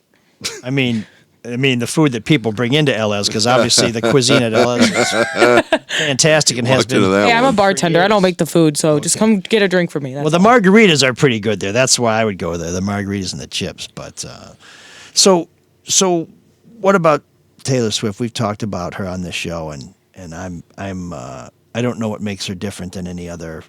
How is she different from Miley Cyrus or Katy Perry or other people who are big stars, but not quite like. Totally she's different. like an industry. She's almost like she's an economy, man. She's like Death Clock, where she's so big she has her own economy. Would Anybody she watch approve? Death Clock? Would she approve of the way they've teased their hair up? like Because both of them are particularly spiked today. I was thinking about that. That's a lot of extra mousse or gel. Both of you. Yeah. Would she approve of that? Just how tall my hair is anyway. I don't know Taylor Swift Jealous? personally, but Jealous? You're just jealous. no idea. No, it is tall today, and Mike's got a particularly pungent spike over there. You really don't understand the appeal of Taylor Swift? I understand the appeal of Taylor Yeah. Swift. I've listened Are you to too her old for like- Taylor Swift? No. She's been around forever, right? Yeah. Yeah. Her first album, Taylor Swift, came out when I was like peak, like elementary school. And I think why so many people love her so much is because she has been with them since they were little kids. And her style has evolved and changed and kind of grown with her. So everyone kind of has felt like they were growing up with her. Like Drew with the Beatles? That's my theory. Well, kind of like Bowie, right? Because Bowie changed from album to album. I mean, I'm not saying she's Bowie because I vastly appreciate Bowie more than her, but I understand what Taylor Swift is. I love her. I think she's really good at what she does. I think the other reason she's so big, ML, is she's pretty. She writes hooky songs that get stuck in your head. They're earworms, which, yeah, Katy Perry can do that. Miley Cyrus can do it. But just the sheer number of Taylor Swift. Plus, she stays out of trouble. But does she have? She's always the victim, right? Does she have the compel? Yes, that's right. The is boyfriends she break the up one with her. The Kardashians attack her. Kanye attacks her. Okay. She is kind of the victim, and she's trying to do everything right and be Little Miss Perfect. And now, I mean, I think that's all a facade because she's still a 33-year-old woman. But So she's the talented, pretty girl who the people who feel like they're always getting jilted for the talented, pretty girls can still relate to. I guess that's fair. Oh, but I think when it boils down to it, she writes good music that people like. And does she and a write lot it of herself? Oh, yeah. Does it matter to people whether she writes it or whether somebody? I mean, I don't personally care if Produces the it? Okay. music I'm listening to is written by the person who's performing it, but for a lot of people, I feel Really? like it does. Oh, yeah. It matters to me. I don't know why. Okay. I More really don't authentic? That it's really coming from her heart? as Big fan of opposed to Milli some- Vanilli. Girl, you know it's you. Why Blame don't it we on the play rain. Milli Vanilli? Blame Does it on the Milli rain. Vanilli count as a new wave? I don't know if they're... No. They're It's kind of more like Wham. R&B and- pop, yeah. Al, are you a Swiftie? I think Swiftie. I'm not a Swiftie myself, but it's kind of a plague on my school because I'm Plague. I'm trying to walk down the hallway. Blonde locusts? Literally, like every single blonde white girl in my school, they know every single Taylor Swift song. It's scary. I don't. Allie, know do you how. know every single Taylor Swift song? No, but I will warn you, do not say bad things about the Swifties. Oh, God, no. They're They vicious. are Allie's very shaking his head. He looks powerful. scared. You will get stabbed behind the school dumpster. Okay, it's not. They're like a mob group in my school. I swear. Damn. The Swifties include the moms too at this point, right? That brings us back to racketeering and Yeah. another Well, opportunity to discuss dressed- Kilpatrick. That when she played here in the summer, the moms were dressed up in the same way the daughters were that they yeah. were going to the concerts with. Everyone gets so excited to, like, all my friends were going to her tour and they were all picking out their outfits and some of them went to multiple days of the tour. I don't have the money for that. Like, that's, and her tickets. The only other thing I compared to in my life was, especially with the clothes and the fashion sort of trend setting, was Madonna. I mean, Madonna was huge. Yeah. And different and new. Taylor's that times 10, though. I really think so. I don't Madonna think was there's like people. Madonna dressed- was massive. I remember. I would argue Madonna was still somewhat more influential in her era. Do you remember how you would can't go play with music, Taylor Swift? but- People dress up to go to her concerts. With Madonna, people just dressed up to look like her. Yeah, it was in cultural. their everyday life. I mean, she transcended it. It was just nobody ever seen anything that looked like that. Yeah, that's probably the closest comparison. And I mean- she was a business person, right? That took care of her own thing, and I think there's a lot of respect there. Same with Taylor Swift, Yeah.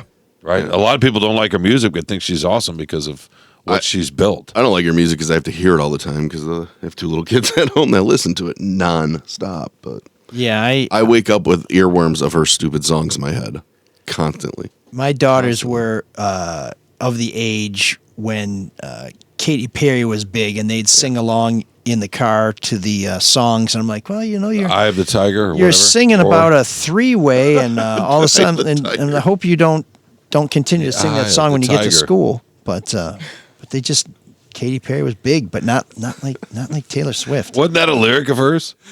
Who? In Roar? Well, Roar is. Oh, yeah, I've got the Eye of the Tiger. Eye of the but Tiger. when you say Eye of the Tiger, you think of No, the I'm Rocky.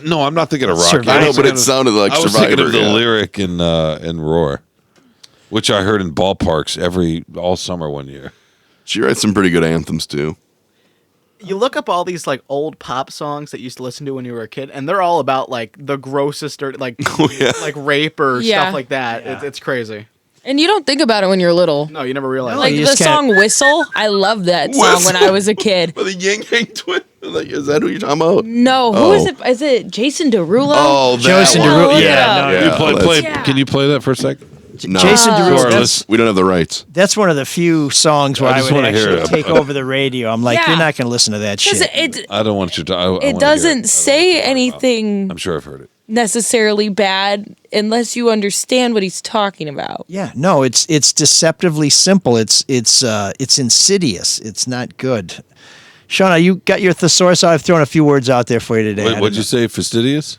Insidious. Oh, insidious. Oh no. I think Marc had a bullion out there earlier, and is it Wiggle? I thought you Wiggle. said bullion. Yes. Wiggle was another one. Yeah, no, Whistle. I do remember Whistle because, Alex, have you been paying attention to his vocabulary? Yeah, a little bit. You're expanding. That's it. Alex is here to learn and also to teach. What are you learning about Patreon that you can teach us? Well, a lot of I have to do. I'll be frankly honest with you. When I didn't know a whole lot about Patreon before this whole thing. Wait a minute. During the interview, you called yourself Mr. Patreon. Yeah, I know. I did that. Good move. Damn. Have you ever considered running for mayor of Detroit? I think I'd be a great mayor, honestly. Line left. The bar is low. Well, so what sort of things should we be offering people, or what sort of things should we consider offering people to get them to open their wallets along with their hearts and support our show? Well, it really depends on the size and the demographic of what we have here. So we got, if you have a massive audience of very sophisticated gentlemen and women. If you have a very big audience, or if you have like a very small but like a cult following of audience. Somewhere in between. Somewhere in between. Yeah, okay. So I was thinking maybe like free merch, merchandise every matching track suits and Adidas shoes. Yeah, like every year. That's cult-like following. I like that. Marshall Applewhite option. Very good. Very good. Group Kool-Aid. Chat, like a group chat almost for Facebook or Discord, if any of you old guys know what that is. Discord, yeah, unfortunately. Discord. We have Discord every time Shawn and I get on the mic together, but I don't know that they've... I thought it was Harmony. I don't know. It could be. I thought people tuned in for the It could be Bone Thugs and the Harmony. shit stir. People tuned in for the Harmony. This is a big one. Maybe like dinner with the group or like some sort of thing like that. What about Cooked by Shawn? Ooh, see that's Chef Shawn. Chef Shawn. What about that? Cook. Okay, dinner with Shawn. And if you don't like it, you can boo him. Absolutely. And we could have it in one of the outbuildings at Shawn's house. Yeah, I don't know. Maybe in the stable. I don't know if It's you guys. heated. Oh, sorry. Okay, go ahead. I don't know if you guys already do this, but like a digital download of the podcast, so you can, listen on the go when you have no internet or whatever. Okay. So maybe a chance to interact with us. Merchandise. Okay. Dinner with Shawn. I like that. Digital download. What about a live performance of Robert Bradley's Blackwater Surprise? I think people pay a lot of money for playing some of their greatest hits. Yeah. Okay. I like think that. I should write that down. Yeah, that's a really good one. Maybe like a behind the scenes. Oh. Like invite people to come and sit in on the show? That or like a video that like shows what you guys do here and how it works. And well, you've seen it now. Yeah, Do you I've seen it. Has that changed your opinion at all? Yeah, I thought it was a little bit more formal, to be honest. This is a little bit more... Formal is a fancy way of saying organized? Yeah, organized. Or shit together? Okay. Yeah. So, many people have been fooled by our seeming organization, but it's a mess. That's a great list. Okay. Thank you, Dick. Thank you for your input. I think he's in a hurry. Alex is learning, man. This dude is quick. I wrote down I was up all last night. I was thinking, like a special. We can tell. Wow. Like a special exclusive podcast. It's like an extra episode. Yeah, like a bonus content. How about a podcast just with Mike, just by himself? Yeah. Soul of Detroit, just with Mike. Without the interruptions, it'd be about 7 minutes. Most of the interruptions are, when are we going to wrap this up? You can tell he's getting itchy. I mean, can you breathe? Now, you may have to push back. Through my ears. You may have to push back some dates at some podcast for this next one. Early access for like. We could do that. Yeah. That's like getting into prison free. Yeah. Okay. Let's jump the line. Yeah, you go early so you don't have to stay as long. Right? I guess. Or is yeah. it like a fast pass? Like I'm just going- worried if we. Like a fast pass, kind of. I'm just worried if we did that, people would warn everybody else, like, don't bother with this one. Well, it also ruins any timeliness. skip We're that not one, evergreen enough to do that. Submission for topics. Ah. So you could talk about like certain things people recommend. Now, I hope that doesn't go off the rails and people start asking for dick jokes. But Oh, we could do that. It's pretty on par for this show. Yeah. As we edit It most is. of the ones that Sounds Shawn great. tries to slip in the show. So Yeah, that's just- really we'll my just- style. We'll do it uncut. It could be the soul of the uncircumcised soul of Detroit. We could do that. Okay, that's a pretty good start. So if you like any of these suggestions, or if you have any of your own, please send us an email at mlsoulofdetroit@gmail.com. Let us know what you would like to see that may help you decide that, you know what, this is a bonus and I'm willing to pay a little extra for a little extra. And you can also send your suggestions for Room 7609. You can send your feedback. You can send us a quick critique of every show. We love to get that. And if you want to hear more Kalee and Al, just let us know. We know where to find them. Oh, it's Al now? That's what he said. Have you not been listening? yeah, I said that's my radio name. Jesus. Sorry. He's a man of many disguises, many moods. He's the Shawn Windsor of high school, of Southeastern Michigan High School, which is also why he gets beat up a lot. Oh yeah, definitely throwing in the lockers. and Mainly by Swifties, because he gave him the side eye. You can't do that. We learned that today, if nothing else, folks. So we do have a little bit of feedback. Oh, really? Okay. But first, we want to thank. He's so bummed. I think as we said off the top, we want to thank Bryant for his generous donation. Please join Bryant in the singular category of people who reach into their pockets to keep this show going. And now here's our feedback. By the way, this music was composed by Max Prokop, the bass player for the Smiths Unite, who will be performing on Wednesday at the Magic Bag. So if you don't see me on Wednesday at the Magic Bag, maybe you'll see me Friday at Thomas McGee's in Eastern Market. Either way, say hi, and we'll have a beer. Patrick writes, although you haven't talked about it in your column or on Soul of Detroit, I'm sure you've heard about the tragic Samantha Wohl homicide. Oh, my God, yeah. For those of you who don't know this was the president of the downtown synagogue in Detroit who was murdered on her front lawn, I believe.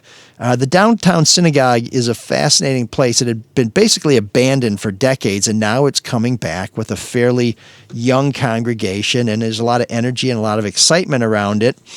It's in Capitol Park, which is kind of a dynamic little neighborhood in downtown Detroit. At any rate, Patrick is wondering whether we can shed light on why no one in the media has reported on who police arrested and searched.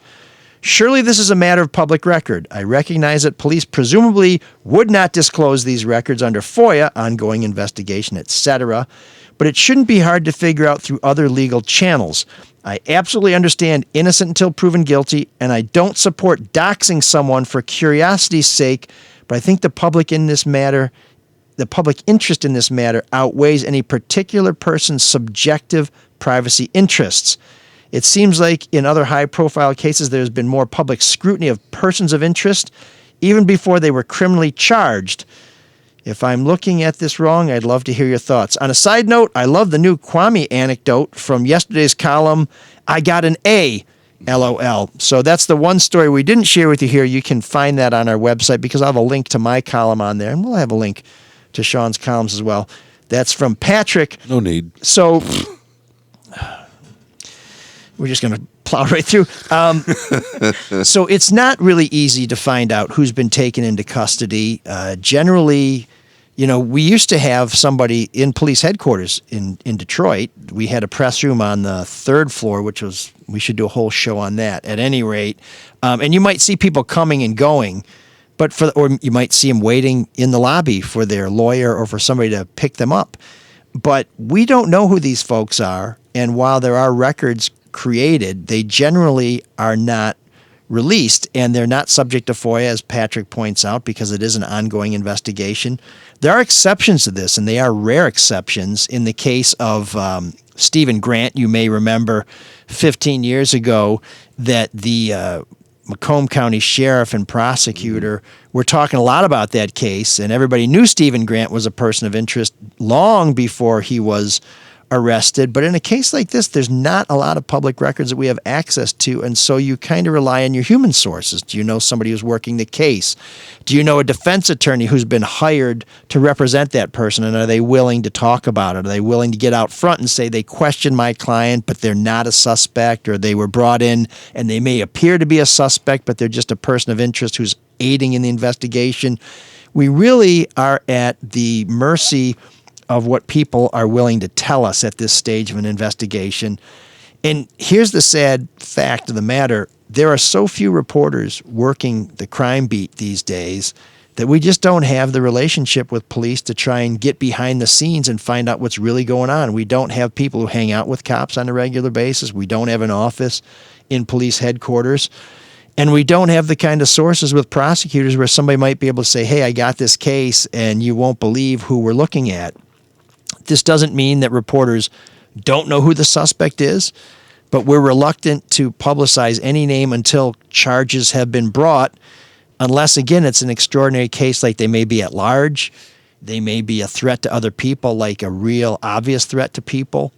And so if we know, and I don't know that we know, it hasn't been reported because it's just too early in the investigation, and if cops are ready to pull the trigger, they may be trying to keep it quiet because they don't want to jeopardize the investigation. I think that's a surprising thing with the Samantha Wall case is that, yeah, they brought somebody in and then let him go 2 days later because they couldn't charge him. I think they brought him in based on their original investigation, some of the things he said, and then you bring him in and go, well, there's just not enough there. And they let him go. And that's sometimes the prosecutor's call, where they'll forward a case for charges, because in Michigan, at the state level, we don't do grand juries. It's rare to see that, though. Well, it's not that rare that a case goes to the prosecutor and the prosecutor says you need to get more evidence before we're going to bring somebody in and hold them without charging them. It's not that common, though. Yeah, and in fact, under the law, you can only hold them for so many hours before you have to formally charge them. So, yeah, the other thing is they just might not have enough evidence, or sometimes they turn them loose and they watch them and see where they go and what do they do now that they know that they're under scrutiny. And in a case like that, if we're aware of that, and this doesn't happen very often, but if we're aware that the police might say, please don't put that name out there because you're going to jeopardize our investigation. And I think on a case-by-case basis, we will not work with police, but try and respect the process and hope that that if they can make their case, they make their case. And if they can't, then the person is cleared. But I remember a case from 20 years ago, and some folks may remember that the tragic death of Justin Mello, who was I believe it was Justin Mello's his name. He was a 16-year-old kid from the New Baltimore area. Great kid. Everybody liked him. He was working at a grinder shop late one night. Went in. He was there alone, which he shouldn't have been. He was killed. It was just horrible. And 3 young classmates were brought into custody. They were basically pressured into making confessions. 2 of them did.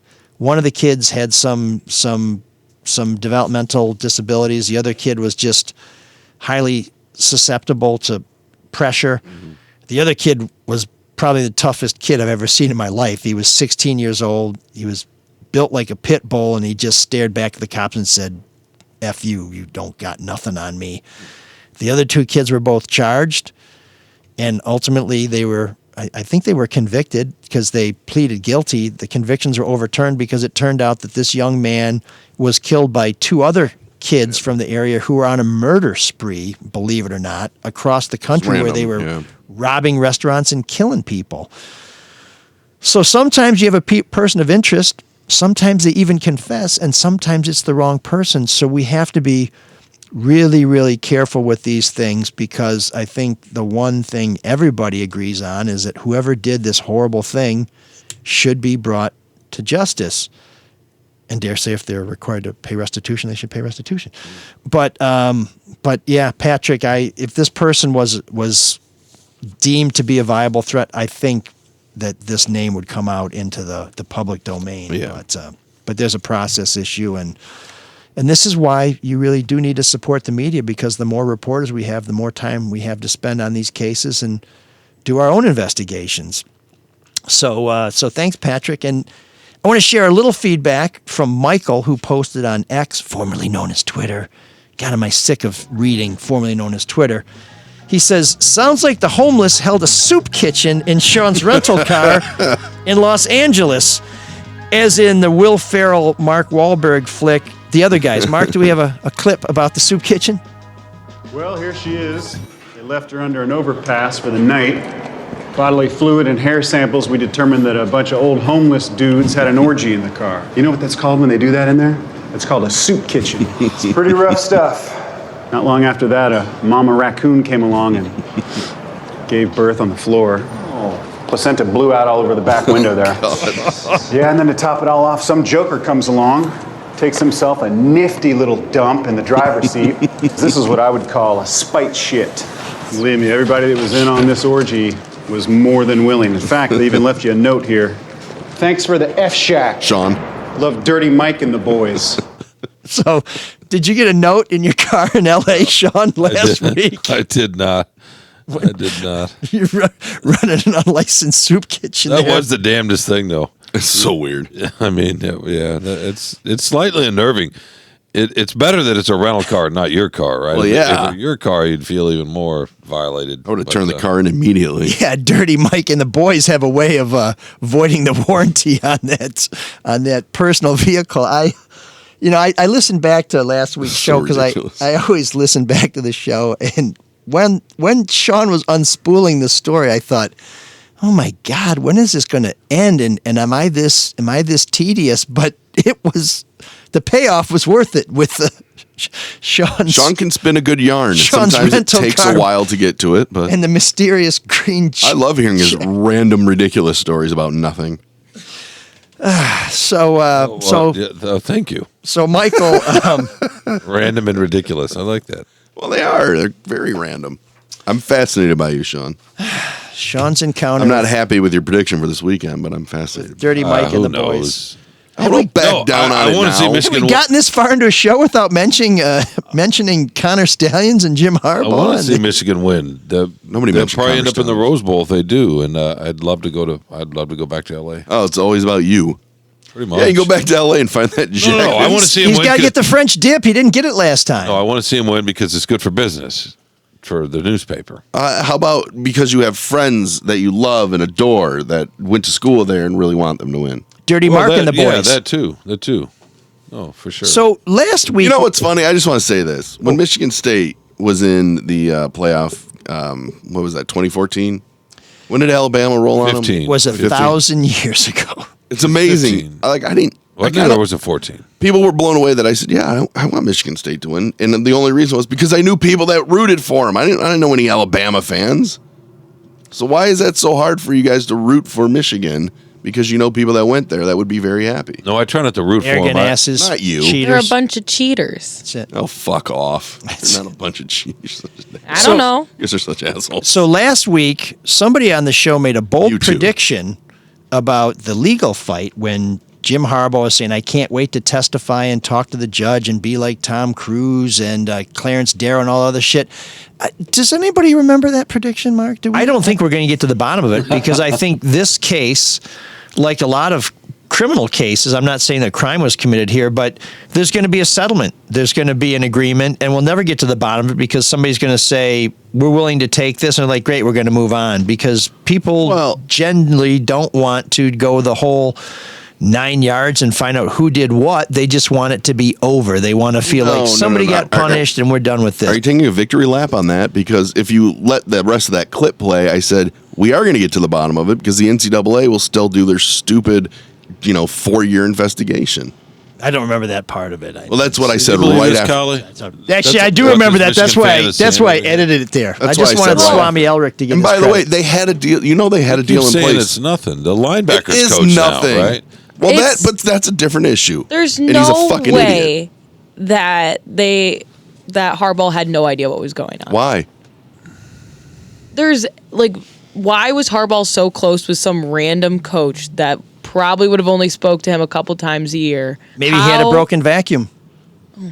Good idea. I got to tell you, the analysts are always next to the coaches. Always. You see the people signaling in plays. Those are analysts. I don't know if Harbaugh knew or not. there's Well, no as of evidence right that now, he does there's right zero now. evidence. And if there was, but Kalee, I definitely agree with you. I don't think There's Partridge was the no only way. coach on staff that knew. It doesn't make sense. And why Then he would have all this if incredible other information. coaches knew about it, why couple wouldn't things. they tell the head coach about it? Because they knew they were breaking rules. Because it worked. I mean, do you ask questions if something works? Like, how you doing it? I mean, they could have been doing it the same way Rutgers and Ohio State did it when they gave all that info to Purdue. I mean, a lot of people are deciphering signs. I'm not saying that. Partridge, by the way, did not get fired for that. He got fired for fucking with the investigation. No, he tried to get some of the players to cover up the evidence. Oh, I think there's more. I think there's more to it than that. No, but that's been reported. He literally tried to get some of the players to cover up evidence. What do you mean by evidence? I don't know, but that's what was reported. I thought he told them not to cooperate with the cover up. Worse than the crime. It's a cliche, but it's the I agree 100% truth. with you, and I do think he probably did have access to that drive and was probably covering his own ass. All that being said, my issue and my problem with it is you have the Big Ten just making this decision based on information that the NCAA is giving them. It'd be like a federal, it'd be like the FBI giving, a state trial or a federal court giving a state court information. And there's no due process in it. What if it turns out There's that, total due that process. They Partridge had a they broke the suitcase and rules. Ward Emanuel's family car? That's what I was going to say too. They had a deal in place, ML. You know that, right? They were gonna let Harbaugh coach against Ohio State. They were going to make it 2 games. And then the NCAA said, "Hey, Big Ten, check out this information," which is kind of shitty of them to do that, but fine, whatever.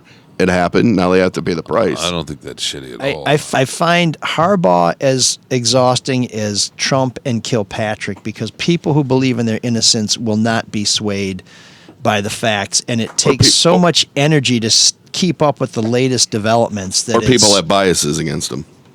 Well, that's what they would say. But Jim Harbaugh is an admitted liar. His own universities suspended him for lying, and now he's being suspended. And this whole thing about we're going to go to court, I think if we do get to the bottom of this, one of the reasons why they didn't go to court is because I think the Big Ten or the NCAA pulled a power plan and said, "Oh, 100%. If you want to go to court, here's what's going to come out in court, Jimmy boy." Well, I think it was the NCAA, 100%. Whoever it was. But then Michigan said, no, we don't want that coming out. We're just going to take what you're giving us. Because why would you accept a 3-game suspension when they're going to give you a 2-game suspension? Which doesn't that make you feel like, yeah, maybe he didn't know?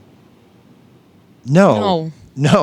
I think that they went if into he court knew- saying. So here's what they train If lawyers. they had evidence that he knew, you bet your ass that they would have told the Big Ten by now. But the Big Ten has made a concerted effort to say, yeah, Harbaugh, there's no evidence that he knew. Well, the money thing, that's the first thing the NCAA looks at. They have access to all their books.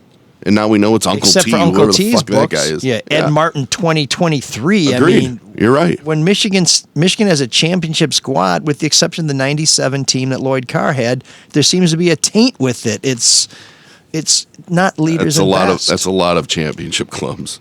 Since in the last 20 years. Alabama, USC, there's a lot of them. Oh, sure. There's a lot of hangers-on. There's a lot of goofballs who think they're part of the team by writing checks or giving kids jobs or putting them on planes and stuff like that. But it's just disappointing. I mean, you saw the Indianapolis Star. Sure disappointed. Well, the hypocrisy is what disappoints me, but doesn't surprise me. But I'm sure you've seen the Indianapolis Star. What? I'm sure you've seen the Indianapolis Star columnist who said he wouldn't vote for J.J. McCarthy for Heisman because he thought the whole thing was tainted. And that's where this bullshit that they did has hurt the players. It's hurt the team. And coaches shouldn't do things that hurt the players and shouldn't hurt the team. Yeah, but Harbaugh is the one paying the price for it, and it's ridiculous. Well, J.J. McCarthy could be paying the price by not being considered a legitimate Harbaugh gets Heisman. paid a lot of money to pay the price for that. I wrote that today. I feel for the players. They had nothing to do with this. McCarthy they benefited from it, but they didn't get a vote. But McCarthy talked about that yesterday, that people think that the reason they're in the spot they're in is because of something that was not illegal, but that they broke rules, that they were cheating. And nothing's going to change that, just like you were saying, ML. But on the other side, you're just going to they have to live with that. Yeah, you're going to always assume that they're cheaters. Well, this is why I wish they'd gone to court, and that's why I hope this thing doesn't end with a settlement, because we need to get to the bottom of it. We need to know everything that happened.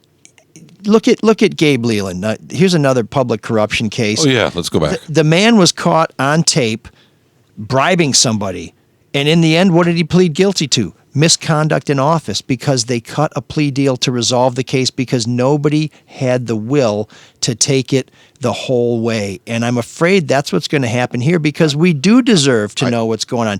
Michigan's reputation, Harbaugh's reputation, the players' reputation, it's all on the line. And until every single thing we know is laid out, those of us who would be in the role of a jury, the court of public opinion, we're not going to be able to figure out who it is, and everybody's going to be arguing with half-truths. I think it's really weird, though, that you can punish somebody for acts that there's no evidence that he committed or even knew about. I think that's just really, really weird. Remember, I'm the guy who said it was too early to punish Harbaugh because we don't know the full extent of this. The rules were broken. They have the power within the contract with the schools. It's a really weak loophole, though. It's not a loophole at all. It is a loophole. They're not. They were cheating. Yeah. And that's a fact. The and punishment the school's doesn't fit the crime. No, you're right. He should be gone for, a lot more than 3 games. For Connor Stallions recording signals. For 2.5 years and figuring out a network based on in-person scouting that with a budget, with a booster? When the linebacker coach knew? Are you kidding me? Okay. You have any idea how the rest of the country looks at this? Oh, yeah. Look at the Michigan believe State me, people, right? I get it. Michigan versus everybody. They know. Everybody's out to get them. America's team. I have, believe me. America's team. They're looking at America's it a lot shame. More, they're looking at it with a lot less emotion. So they just see what happened and like, are you kidding me? Oh, but I got to say, I think a lot of those people don't look as deep as a lot of the Michigan people have. And a lot of the Michigan people are looking deep because they're trying to find a way to rationalize it. No, well, so you're desperate to look deep. And by the way, Shawn, have I changed? Wait a sec. Now shut up. Have I changed my position? I know they broke a rule. I think the way that the penalty was handed down is fucking ridiculous. When you read that Big Ten statement about everything that Tony Petitti wrote out, like including players getting hurt, or I just don't think it's that big of a crime that was committed and that widespread. I really and within the program, obviously Connor Stallions had his people. You know what? I think they should be penalized. I think the penalty is fucking ridiculous how it came down. Here's what surprises me about this, because I think you're a very rational person, and you're a very loyal and clear-headed alum, and your passion for the team comes through, but you're so convinced of a certain position without all the evidence. At the same time, you're telling other people they shouldn't be convinced of a certain position without all the evidence. I agree, but the punishment has been set forth. The sentence has been set forth already. That's my problem with it. So I'm not going to argue with you there, because I've been the one who said we need to know what happened before we drop the hammer. At the same time, they do know what happened. They just don't know the full extent, but they know enough to have meted out that penalty. Yeah, and I think it was for sure. I think it was too harsh of a penalty based on what they knew. Keep letting them do it. I mean, right? They weren't doing it anymore. Connor's been fired. Christ's sakes, the quarterback yesterday was talking about the way everybody views them, and they're just going to let that view. No, they couldn't do it. The Big Ten could not do it. That's not fair to the. That's not fair. If you read that whole report, then that's not fair to the 13 other. Well, there'll be 18 next year, but or whatever. There's 17 others, but there are 13 other. There's so much hyperbole and alarmistism. Is that a word? I don't even know. In that report, that I think is just fucking ridiculous. I think it's ridiculous. Let's just make the NCAA the NFL and let everyone cheat. Make it easy. Well, they should have comms devices, but money, right? And the poor NCAA schools can't afford that, which is just fucking. That's a different conversation. You're right. I mean, I agree with you. That's a different. But high school teams can do it. That's a different conversation. By the way, this is a nice feedback section. Who asked about this? What's that? I just was curious. Did this come from a listener? I'll just say this. The die has been cast. I mean, everybody's going to think Michigan's been cheaters all along. And the one person that really would benefit is Ryan Day, because if they win on Saturday, he can go, well, they cheated the last 2 years. That's why they won, which is fucking horseshit. It's horseshit. No, but that's going to be part of the narrative. That's a 22-point advantage? No, I know. It's not fair at all. But and everything in sports is narrative, and that's why it's ridiculous. Everything in life is narrative, and it's not going to be fair, but right? That's one of the Harbaugh yesterday was talking about the lessons with his team and trying to. That's why he mentioned Ted Lasso, right? Trying to keep the locker room together and the one piece versus the two piece bathing suit. So weird. Yeah, and by the way, Ted Lasso is the guy who'd rather lose by doing it the right way than win by cheating. So I think he's picked the wrong, wrong. But that's how he sees himself. He truly does. I'll say this about Harbaugh: he truly does see himself that way. Sure. Well, Coach Beard just got fired. You know. Oh, you think? Okay.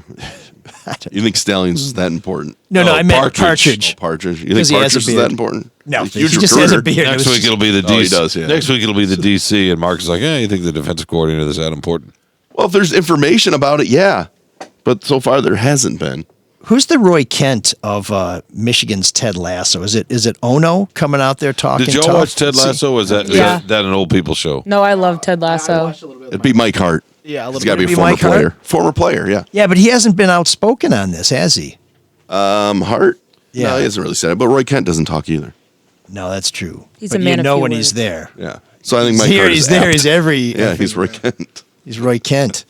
Damn. Okay. Well, I think that's we've stuffed this bird for. Sean thinks they're going to lose Thanksgiving. Saturday, so that's nice. Oh, predictions. Okay. No, I don't know. Sean also predicted that the Spartans were going to lose in Bloomington, and I was there. I did. 6 rows behind the bench and saw them win. But That was a I'll good tell you game. what, terrible game. They That looked was a great game. It was fun. It was a horrible. blast. But we had a great time. Bloomington, fun road trip, folks. If you've ever wanted to go to a visiting stadium that's close to do without booking a flight, that's cheap, where you can be right on top of the field, where all the local folks are real friendly. Bloomington, Indiana, man, check it out. Stop at Shapiro's in Indy on the way. It's right on the way. Is that your favorite visiting stadium that you've been to? Me? Yeah. That's a deli, by the way. I like going to the big house, to tell you the truth, but I will tell you I have more fun when I go to Bloomington, just because you can walk everywhere and it's a small downtown and it's kind of laid back. But It's funny you say that about Ann Arbor because my favorite road trip is still Columbus. So I've had great trips to Columbus, not That's a great necessarily place for a game. not necessarily on the field, but the tailgate scene around the stadium is great. Oh, it's great. Spartans and Buckeyes don't have the same ferocity in the rivalry, so it's kind of fun. And Columbus is, besides being a really it's a nice great city town, with some great neighborhoods, there's kind of 2 downtowns. Yeah, and I'll say. and there's one that's more like student oriented with the big Barnes and Noble bookstore, and then if you walk a little further down, High Street, yeah. there's more like a neighborhood, like a Royal Oaky kind of downtown.